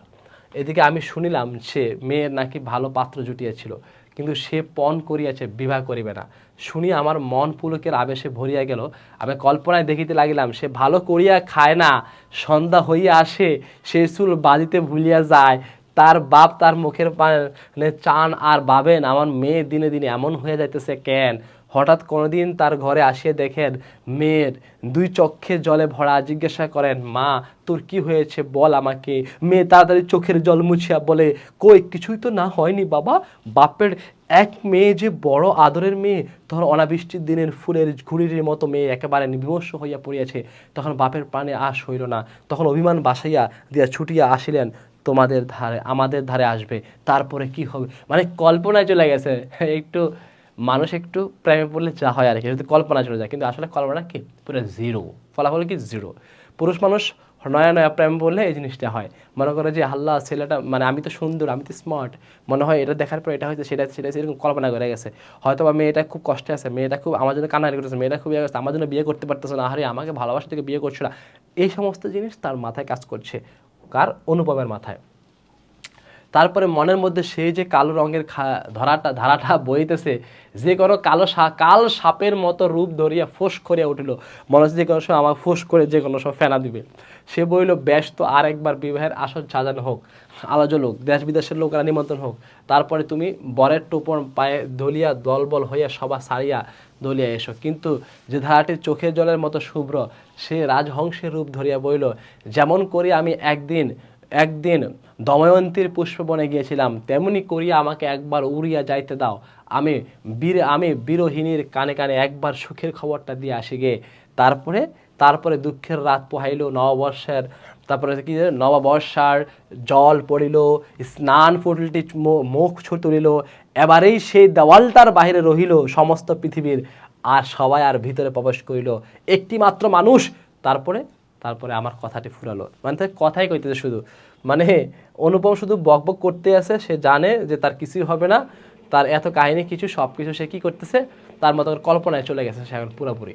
কিন্তু কথা এমন করে ফুরেল না, যেখানে আসিয়া তাহা অপূরণ হয়েছে সেখানকার বিবরণ একটুখানি বলিয়া আমার এই লেখা শেষ করিয়া দেয়। মানে অলরেডি সে লেখা শেষ করার পথে, কথা বলতেই আছে, শুধু নিজে নিজে বলতেছে, কল্পনায় চলে গেছে আর কি, আসলে কিছুই না, মেয়ে এত কিছু ভাবতেছো না, টাইম নেই। মাকে লইয়া তীর্থে চলিয়াছিলাম, আমার উপরে ভার ছিল, কারণ মামা এবারও হাওড়ার ফুল পার হন নাই, হাবড়ার ফুল পার হইতে পারেন নাই। রেলগাড়িতে ঘুমাইতেছিলাম, ঝাঁকানি খাইতে খাইতে মাথার মধ্যে নানা প্রকার এলোমেলো স্বপ্নের ঝুমঝুমানি বাজছিল। এত ধরে যা দেখতে স্বপ্নেই ছিল, এরকম আরও স্বপ্ন ঘুমাই দেখতেছিলাম। হঠাৎ একটা কোন স্টেশনে জাগে উঠিলাম, স্টেশনে জাগি উঠছে, কোথায় কোন একটা স্টেশনে জাগে উঠছে, আলোতে অন্ধকার মেশা সেও এক স্বপ্ন, কেবল আকাশে তারা ঘুরে পরিচিত সহা তার অজানা অস্পষ্ট। স্টেশনের দ্বীপ কয়টা খাড়া হইয়া দাঁড়াইয়া আলো ধরিয়া এই পৃথিবীতে যে কত অচেনা এবং যাহা চারিদিকে তাহা, মানে শুধু জানালার পাশে দিয়ে তাকাই দেখতেছে, কত দিকে সব চলে যাচ্ছে, আমাকে পিছনে ফেলে সব চলে যাচ্ছে, চারিদিকে যে কতই বহুদূর দেখাই দিতেছে। গাড়ির মধ্যে যা ঘুমাইতেছেন, আলোর নিচে সবুজ পর্দা টানা, তরঙ্গ বাক্স জিনিসপত্র সমস্তই কে বা কার ঘাড়ে এলোমেলো হইয়া রহিয়াছে, তাহার যেন স্বপ্ন লোকের উলট পালট আসভাব, সবুজ প্রদেশের মিটমিটে আলোতে থাকা এবং না থাকার মাঝখানে কেমন এরকম হইয়া পড়িয়া আছে। এরকম অবস্থা সে দেখতেছিল যে সব কিছু মনে হচ্ছে পৃথিবীতে তার কাছে স্বপ্নের মতো মনে হচ্ছে সব কিছু। এবার সে বলছে, এমন সময় সে অদ্ভুত পৃথিবীতে অদ্ভুত রাত্রে কে বলিয়া উঠিল, শীঘ্রই চলে আয়, এ গাড়িতে জায়গা আছে। মানে হঠাৎ করে মনে হচ্ছে যে কেউ আমাকে জানালা দিয়ে ডাকতেছে, আমি উঠবো, ওই সময় বলছে, এই দ্রুত চলে আয়, শীঘ্রই চলে আয়, এই গাড়িতে জায়গা আছে। কোশ্চেন আসতে পারে যে জায়গা আছে, শীঘ্রই চলে আয়, কি কথাটা বলছো, শীঘ্রই চলে আয়, এই গাড়িতে জায়গা আছে। মনে হলো যেন কান শুনিলাম বাঙালি মেয়ের গলায় বাংলা কথা, যে কি মধুর তাহা এমনি করি অসময় অজাগায় আচমকা উঠে শুনিলে তো সম্পূর্ণ বুঝিতে পারা যায়। কিন্তু এই গলাটিকে কেবলমাত্র মেয়ের গলা বলিয়া একটু শ্রেণীভুক্ত করিয়া দেওয়া চলে না। এই কেবল একটি মানুষের গলা, শুনিলেই মন বলিয়া ওঠে, এমন তো এই টাইপের গলা তো আর এরাই কখনো শুনি নাই। নিশ্চয়ই আমার কাছে মনে হচ্ছে এটাই মনে হয় আমার সে ঠিক করা সেই মানুষটা। চিরকাল গলার স্বর আমার কাছে বড় সত্য, রূপ জিনিসটি বড় কম নয়, কিন্তু মানুষের মধ্যে যাহা অন্তরতম অনিবার্য, আমার মনে হয় কণ্ঠস্বর যেন তারই চেহারা। আমি তাড়াতাড়ি গাড়ির জানালা খুলিয়া বাহিরে মুখ বাড়াইয়া দিলাম, কিছুই দেখিলাম না। প্ল্যাটফর্মের অন্ধকারে দাঁড়াইয়া গার্ড তাহার এক চক্ষু লন্ডন করিয়া দিল, গাড়ি চলিল। আমি জানালার কাছে বসিয়া রহিলাম, আমার চোখের সামনে কোনো মূর্তি ছিল না, কিন্তু হৃদয়ের মধ্যে আমি একটি হৃদয়ের রূপ দেখিতে লাগিলাম। সে যেন এই তারাময়ী রাত্রির মতো আবৃত করিয়া ধরে, কিন্তু তাহাকে ধরিতে পারা যায় না। ওগো সুর, অচেনা কণ্ঠের সুর, এক নিমেষে তুমি যে আমার চির পরিচয়ের বাসনটির উপরে আসিয়া বসিয়াছ। কি আশ্চর্য পরিপূর্ণ তুমি, চঞ্চলে কালের ক্ষুব্ধ হৃদয়ের উপরে ফুলটির মতো ফুটিয়াছ, অথচ তার ঢেউ লাগিয়ে একটু পাপড়িও ঢলে নাই। অপরিমেয় কোমলতায় এতটুকু দাগ পড়া নাই। ঠিক যেমনটি তোমাকে দেখেছিলাম ঠিক তেমনটি আছো, একটুকু তুমি পরিবর্তন হও নাই, একটুকু তোমার পাপড়ি পরিবর্তন হয় নাই, একটুকু তোমার পাপড়ি পরিবর্তন হয় নাই, ঠিক যেমনটি দেখেছিলাম ঠিক তেমনটি আছো তুমি, একটু পরিবর্তন হওয়া নেই। তারপরে এসে যে গাড়ি লোহার মৃদঙ্গে তাল দিতে দিতে চলিল, আমি মনের মধ্যে গান শুনিতে চলিলাম। তাহার একটি মাত্র ধোঁয়া, গাড়িতে জায়গা আছে, শুধু মাথার মধ্যে সারাক্ষণ শুধু একটাই জিনিস, গাড়িতে জায়গা আছে, আছে কি জায়গা, আছে কি জায়গা যে পাওয়া যায় না, কেউ যে কাকেও চেনে না, অথচ সেই না চেনাটুকু যে কুয়াশা মাত্র, সে যে মায়া, সেটা চিহ্ন হইলেই যে চেনার আর অন্ত নাই। ওগো সুধাময় সুর, যে হৃদয়ের অপরূপ তুমি, সে কি আমার চিরকালের চেনা নয়? জায়গা আছে, আছে, শীঘ্র আসিতে ডাকিয়াছ, শীঘ্রই আসিয়াছি, আয়, এক নিমিষও দেরি করি নাই।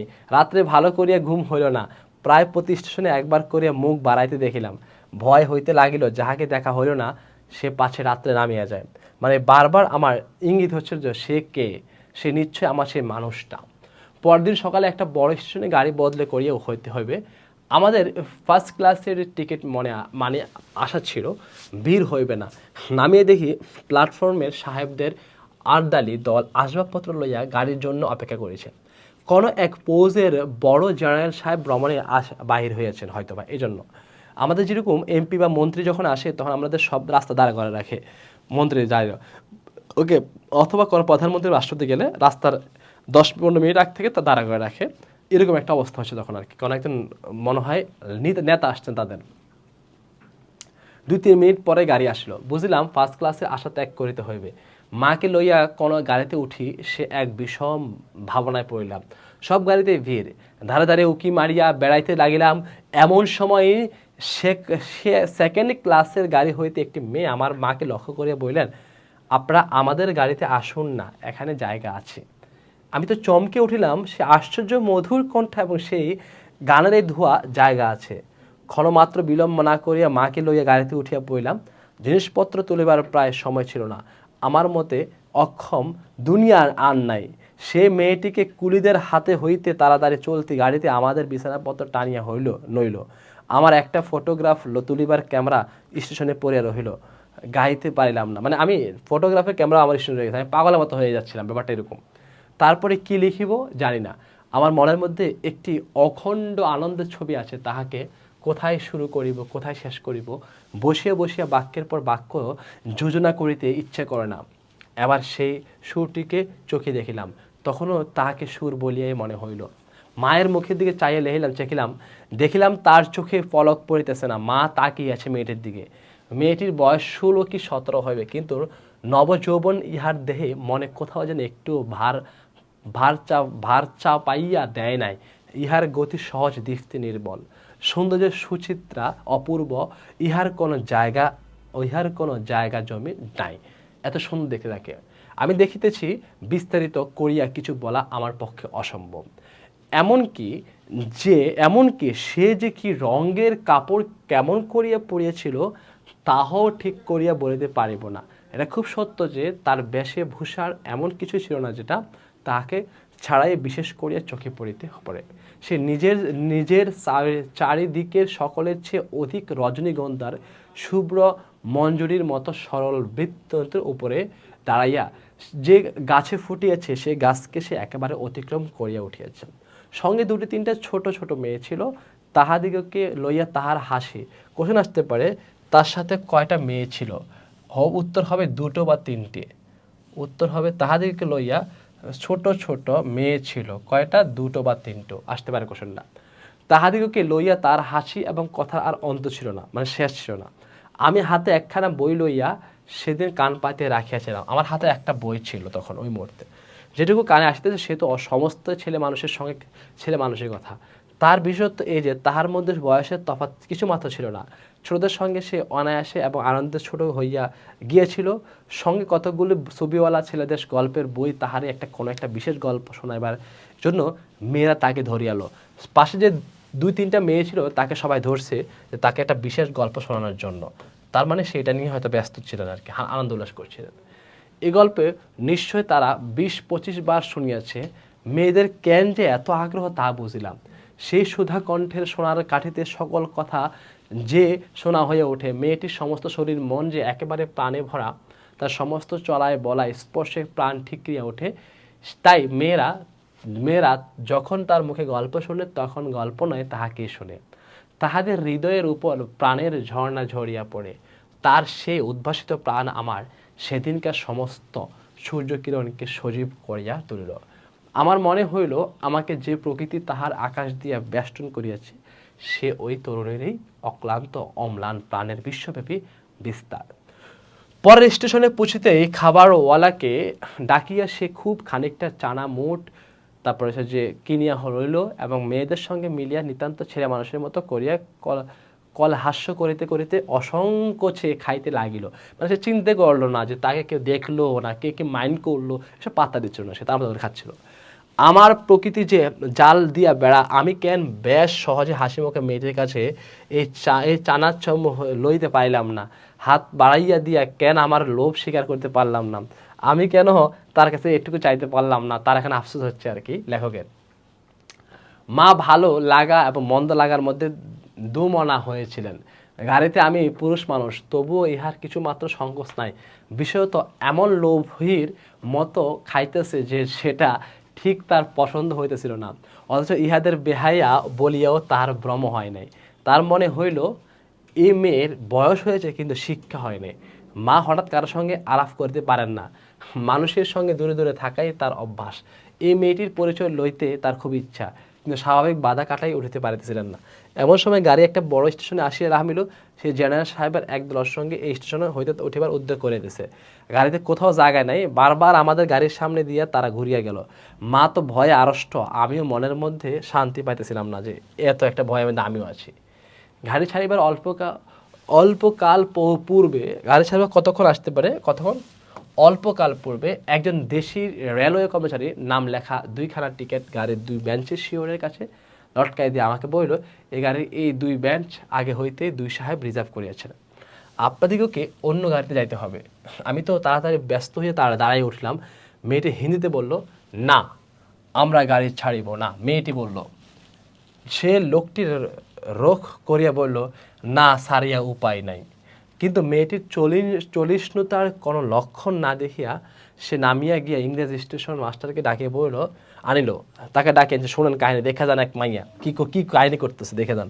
সে আসিয়া আমাকে বলল, আমি দুঃখিত, কিন্তু শুনিয়া আমি কুলি কুলি করিয়া ডাক ছাড়িতে লাগিলাম। মেয়েটি উঠিয়া 2 চক্ষে অগ্নি বর্ষণ করিয়া বলল, না আপনি যাইতে পারবেন না, যেমন আছেন বসিয়ে থাকুন, যেমনি আছেন আপনি এখানে বসিয়ে থাকুন, আপনি যাইতে পারবেন না।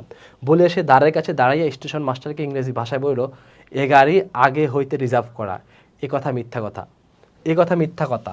আপনি যে বলতেছেন যে এ গাড়ি আগে থেকে রিজার্ভ করা, এটা মিথ্যা কথা, ইংরেজি মাস্টারকে সে বলতেছিল। ঠিক আছে, পরে কাহিনী কি শুনি। বলিয়া নাম লেখার টিকিটটি খুলিয়া প্ল্যাটফর্মে ছুড়িয়া ফেলিয়া দিল। ইতিমধ্যে আর্দালি সমেত ইউনিফর্ম পরা সাহেব দ্বারের কাছে আসামি দাঁড়াই আছে। গাড়িতে সে তার আসবাব উঠাইবার জন্য আর্দালিকে প্রথম ইশারা করিয়াছিল। তারপরে মেয়েটির মুখে তাকাইয়া তার কথা শুনিয়া ভাব দেখিয়া ঈশ্বর মাস্টারকে একটি স্পর্শ করিল এবং তাহাকে আড়ালে লইয়া গিয়া কি এক কথা জানি না, দেখা গেল গাড়ি ছাড়িবার সময় অতীত হইল, আর একটা গাড়ি জুড়িয়া তবে ট্রেন ছাড়িল। মেয়েটি তার দলবল লইয়া আবার এক পত্তন চানামুট খাইতে শুরু করিল, আর আমি লজ্জায় জানলার বাহিরে মুখ বাড়াইয়া প্রকৃতির শোভা দেখিতে লাগিলাম। কারণ আমি একটা ব্যাক করে মধ্যে হা করে তাকাই রইলাম, কোনো কথা নেই, মেয়েটাই সব করলো, মেয়েটা সব কিছু সামলাইলো। ঠিক আছে, মানে আমি যে আসলে কাপুরুষ সেটা আবার প্রমাণ করলাম আর কি। কানপুরে গাড়ি আসিয়া থামিল। মেয়েটি জিনিসপত্র বাঁধিয়া প্রস্তুত স্টেশনে একটি হিন্দুস্থানি চাকর ছুটিয়া আসিয়া ইহাদিগকে নামাইবার উদ্যোগ করিতে লাগিল। মা তখন আর থাকিতে পাইলেন না, জিজ্ঞাসা করিলেন, তোমার নাম কি মা? মেয়েটি বললেন, আমার নাম কল্যাণী, যে মেয়েটাকে আপনারা ফেলে দিয়ে আসছেন, অপমান করছেন। শুনিয়া মা এবং আমি দুজনে চমকে উঠিলাম। তোমার বাবা? তিনি এখানকার ডাক্তার, তাহার নাম সোমনাথ সেন। তারপরেই সবাই নামিয়া গেল। উপসংহার, আমার মামার নিষেধ অমান্য করিয়া মাতৃ আজ্ঞা ঠেলিয়া তারপরে আমি কানপুরে আসিয়াছি। কল্যাণীর বাপ এবং কল্যাণীর সঙ্গে দেখা হইয়াছে, হাত জোর করিয়াছি, মাথা হেট করিয়াছে, সোমনাথ বাবুর হৃদয় গলিয়াছে। কল্যাণী বলে, আমি বিবাহ করিব না। সব কিছু মানছে তারা, যে আমি সব কিছু সহ্য করবো তাদের সব কিছু, কিন্তু কল্যাণী রাজি হয়নি। আমি জিজ্ঞেস করলাম কেন? সে বলল, মাতৃ আজ্ঞা। কি সর্বনাশ, এ পক্ষেও মাতুল আছে নাকি? তারপরে বুঝলাম মাতৃভূমি আছে। সেই বিবাহ ভাঙ্গার পর হইতে কল্যাণী মেয়েদের শিক্ষার ব্রত গ্রহণ করিয়াছেন। সে মেয়েদের শিক্ষা দিবেন, সে আর বিয়ে করবেন না। কিন্তু আমি আশা ছাড়িতে পারিলাম না। সেই সুরটি যে আমার হৃদয়ের মধ্যে আজও বাজিতেছে, সে যেন কোনো অপারের বাঁশি আমার সংসারের বাহির হইতে আসিল, সমস্ত সংসারের বাহির ডাক দিল। আর সেই যে রাত্রি অন্ধকারের মধ্যে আমার কানে আসিয়াছিল, জায়গা আছে। সে যে আমার চিরজীবনের গানের ধোয়া হইয়া রহিল। তখন আমার বয়স ছিল 23, এখন হয়েছে 27। তখন ছিল কত বলতো? 23, যখন বিয়া ঠিক হয়েছে। এখন হচ্ছে 27, অপেক্ষা করতে করতে 27 হয়ে গেছে। এখনো আমি হাল ছাড়িনি, আশা ছাড়িনি, কিন্তু মাতুলকে ছাড়িয়েছি। নিতান্ত এক ছেলে বলিয়া মা আমাকে ছাড়িতে পারেন নাই। তোমরা মনে করিতেছ আমি বিবাহের আশা করি না, কোনো কালেই না। আমার মনে আছে কেবল সেই এক রাত্রির অজানা কণ্ঠের মধুর সুরের আসা জায়গা আছে, নিশ্চয় আছে, জায়গা আছে কি, নইলে দাঁড়াবো কোথায়? সেই বৎসরের পর বৎসর যায়, আমি এখানেই আছি। দেখা হয় সে কণ্ঠ শুনে, যখন সুবিধা পাই কিচ্ছু তার কাছে করিয়া দেই, আর মন বলে এই তো জায়গা পাইয়াছি। ওগো অপরিচিতা, ওগো অপরিচিতা, তোমার পরিচয়ের শেষ হইল না, শেষ হইবে না, কিন্তু ভাগ্য আমার ভালো, এই তো আমি জায়গা পাইয়াছি। কিন্তু আমার ভাগ্য ভালো, এই তো আমি জায়গা পাইয়াছি। এতক্ষণ ধরে আমরা মাথা রাখতে হবে, লাস্ট লাইনটা কোশ্চেন আসে প্রায়, আবার বলছি। ওগো অপরিচিতা, তোমার পরিচয় শেষ হইল না, শেষ হইবে না, কিন্তু ভাগ্য আমার ভালো, এই তো আমি জায়গা পাইয়াছি। অর্থাৎ আমরা এতক্ষণ ধরে পুরো গল্পটা এত তোমাদেরকে শোনালাম রিডিং পড়ে পড়ে। তোমাদের আমি এবং যেটা ইম্পর্টেন্ট সেটা আমি দাগ দিয়ে দিচ্ছি, সেটা তোমরা পড়বা। এই গল্পটা একটু বারবার শোনার পরে অবশ্যই মাথা রাখতে হবে, এখান থেকে কোশ্চেন আসবে অনেকগুলো। আচ্ছা, শব্দার্থ টিকা এগুলো তোমরা জানো, এগুলো তোমরা তোমাদের বইতেও আছে, মেন বইতে, তারপরে দেখে নিও, এগুলো সুন্দর করে দেওয়া আছে, দেখে নিও।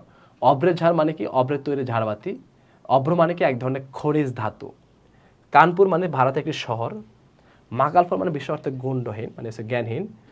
অন্নপূর্ণা মানে হচ্ছে যে অন্যের পরিপূর্ণ, মানে দেবী দুর্গার কথা বলছি। যাই হোক, এগুলো দেখে নিবা তোমরা, এগুলো সুন্দর করে দেওয়া আছে।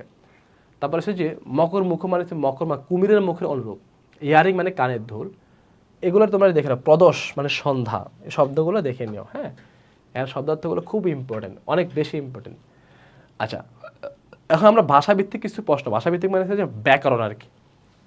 ভাষাভিত্তিক মানে হচ্ছে যে এটাকে আমরা বলি ব্যাকরণ, অর্থাৎ ব্যাকরণ টাইপের কিছু প্রশ্ন আছে। যেমন দেখো, বরের হাট মহার্ঘ, অর্থাৎ বিয়ের বাজারে বর অত্যন্ত দামি বা মহামূল্য। মহার্ঘ অর্থ হচ্ছে দামি বা মহামূল্য। ধনুক ভাঙ্গা পণ মানে হচ্ছে যে অতি কঠোর পণ বা যৌতুকের প্রতিজ্ঞা। এগুলো হচ্ছে বাগধারা। হ্যাঁ, কোলে কোলে মানুষ মানে একটি বাগধারা। এসপার অসপার হচ্ছে বাগধারা। দুদু মানে ধনাত্মক অব্যয় আর কি, অব্যয় ধনাত্মক অব্যয়। শ্বশুর শব্দটি রুরো বা রিরো শব্দ, বাস এরকম তোমরা পাবা। এরপরে, আজ আমার বয়স 27 মাত্র, কন্যার পিতা মাত্র স্বীকার করিবেন আমি সৎপাত্র। আমার বন্ধু হরিশ, মানে গুরুত্বপূর্ণ কিছু লাইন আর কি, গুরুত্বপূর্ণ তথ্য। মেয়ের বয়স যে 15, তাই শুনিয়া মামার মন ভার হইল। বীরদাদার বাসাটা অত্যন্ত আট। সম্রাট বললেন, না সবাই নয়, এখানেই বসিতে হইবে। অর্থাৎ আমি পুরো গল্পটা তোমাদেরকে পড়ছি, পুরো গল্পটা না পড়া তোমাদেরকে এই তথ্যগুলো তোমাদেরকে আমি বলছি, এগুলো মাথা রাখো। গুরুত্বপূর্ণ লাইনগুলো একটু দেখো, গুরুত্বপূর্ণ লাইনগুলো। এই গুরুত্বপূর্ণ লাইনগুলো একটু দেখে নিও। এবার আমরা দেখো লিখিত প্রশ্ন কীভাবে আসতে পারে। লিখিত প্রশ্ন আসতে পারে কীভাবে? এই তো আমি জায়গা পেয়েছি, কে কে কেন এই কথাটি বলেছেন। অর্থাৎ এই টাইপের লিখিত প্রশ্ন আসতে পারে। জায়গা পেয়েছি, আমি তোমাদেরকে তখন দিয়েছি, দাগ দিয়ে দিয়েছিলাম যে এই টাইপের আসতে পারে। কল্যাণের জীবনসঙ্গী হিসেবে না পেলেও তার পাশে থেকে দেশ মাতৃকার সেবা করবার প্রসঙ্গে অনুপম আলোচনা উক্তি করেছে। অনুপম ছিল মনস্তাপে ভেঙে পড়া এক ব্যক্তিত্বহীন যুবক, যার ব্যক্তিত্বহীনতার জন্যই কল্যাণীর সাথে তার বিয়ে ভেঙে যায়। একদিন ট্রেনে কল্যাণীকে দেখে অনুপম পরবর্তীতে নিজের ভুল স্বীকার করে কল্যাণীকে বিয়ে করতে চায়, কিন্তু কল্যাণী তার প্রস্তাবে সাড়া না দিয়ে দেশমাতৃকার সেবা নিজেকে নিজে রাখতে শুরু করছেন, মানে মানব সেবা আর কি। ওকে, যেটা আমি করতেছি বা আমরা করতেছি। কল্যাণী তাকে জানিয়ে দেয় যে সে আর কখনো বিয়ে করবে না, কারণ সে নিজের দেশমাতৃকার সেবায় উৎসর্গ করেছে নিজেকে। পরে অনুপম কল্যাণীর পাশে থেকে তার দেশমাতৃকার সেবায় কাজে সহযোগিতা করে, আর এসব কাজের মধ্য দিয়ে সে কল্যাণীর মনে জায়গা করে নেয়। মানে সেও চেষ্টা করেছে তার সাথে থেকে কাজ করার জন্য, মানে ভলান্টিয়ারের স্বেচ্ছাসেবী কাজ করে করে তাকে তার সাথে থেকে তাকে মন জয় করার চেষ্টা করতেছে। যাই হোক, রিটেন আর কি এটা লেখা। এই জীবনটা না দৈর্ঘ্যের হিসাবে পড়ো না গুণ হিসাবে পড়ো, ব্যাখ্যা করো, এগুলো দেখবা। কিন্তু উপরি পাওনা জটিল, মানে আর কি যৌতুকের কথা বলছে। আচ্ছা, আর বরাবরের মতো কবিতায় আমরা যেরকম তোমাদেরকে লাস্টে 10 থেকে 15টা প্রশ্ন দিয়েছিলাম না বাসায় প্র্যাকটিস করার জন্য, ঠিক তোমাদেরকে এরকম কিছু মডেল প্রশ্ন এখানে দিয়েছি। তোমরা এগুলো প্রশ্নগুলো বাসায় প্র্যাকটিস করো, আমরা সবগুলো একসাথে তোমাদের অ্যান্সার দিয়ে দেবো। অপরিচিত গল্পটি কোন পত্রিকায় প্রকাশিত হয়েছে? প্রথম, মামার মুখ থেকে তখন অনেকগুলো চলিতেছিল, অপরিচিত রচনা এই বুদ্ধিতে প্রকাশ পেয়েছে অনুপমের মামার ক্যাজগ্রস্ত ভাব, অন্তঃশূন্য অহংকার, অর্থ লোলুপতা বা কলিন্য। ফলগোল নদীর বৈশিষ্ট্য কি? জোয়ার ভাটাহীন, খরস্রোতান, চোরাবালিময়, অন্তঃসলীল। অর্থাৎ এই টাইপের প্রশ্ন তোমরা দেখে নিবা। অর্থাৎ টোটাল কয়টা প্রশ্ন আছে দেখো তো? টোটাল তোমাদের কাছে 15টা প্রশ্ন দেওয়া আছে।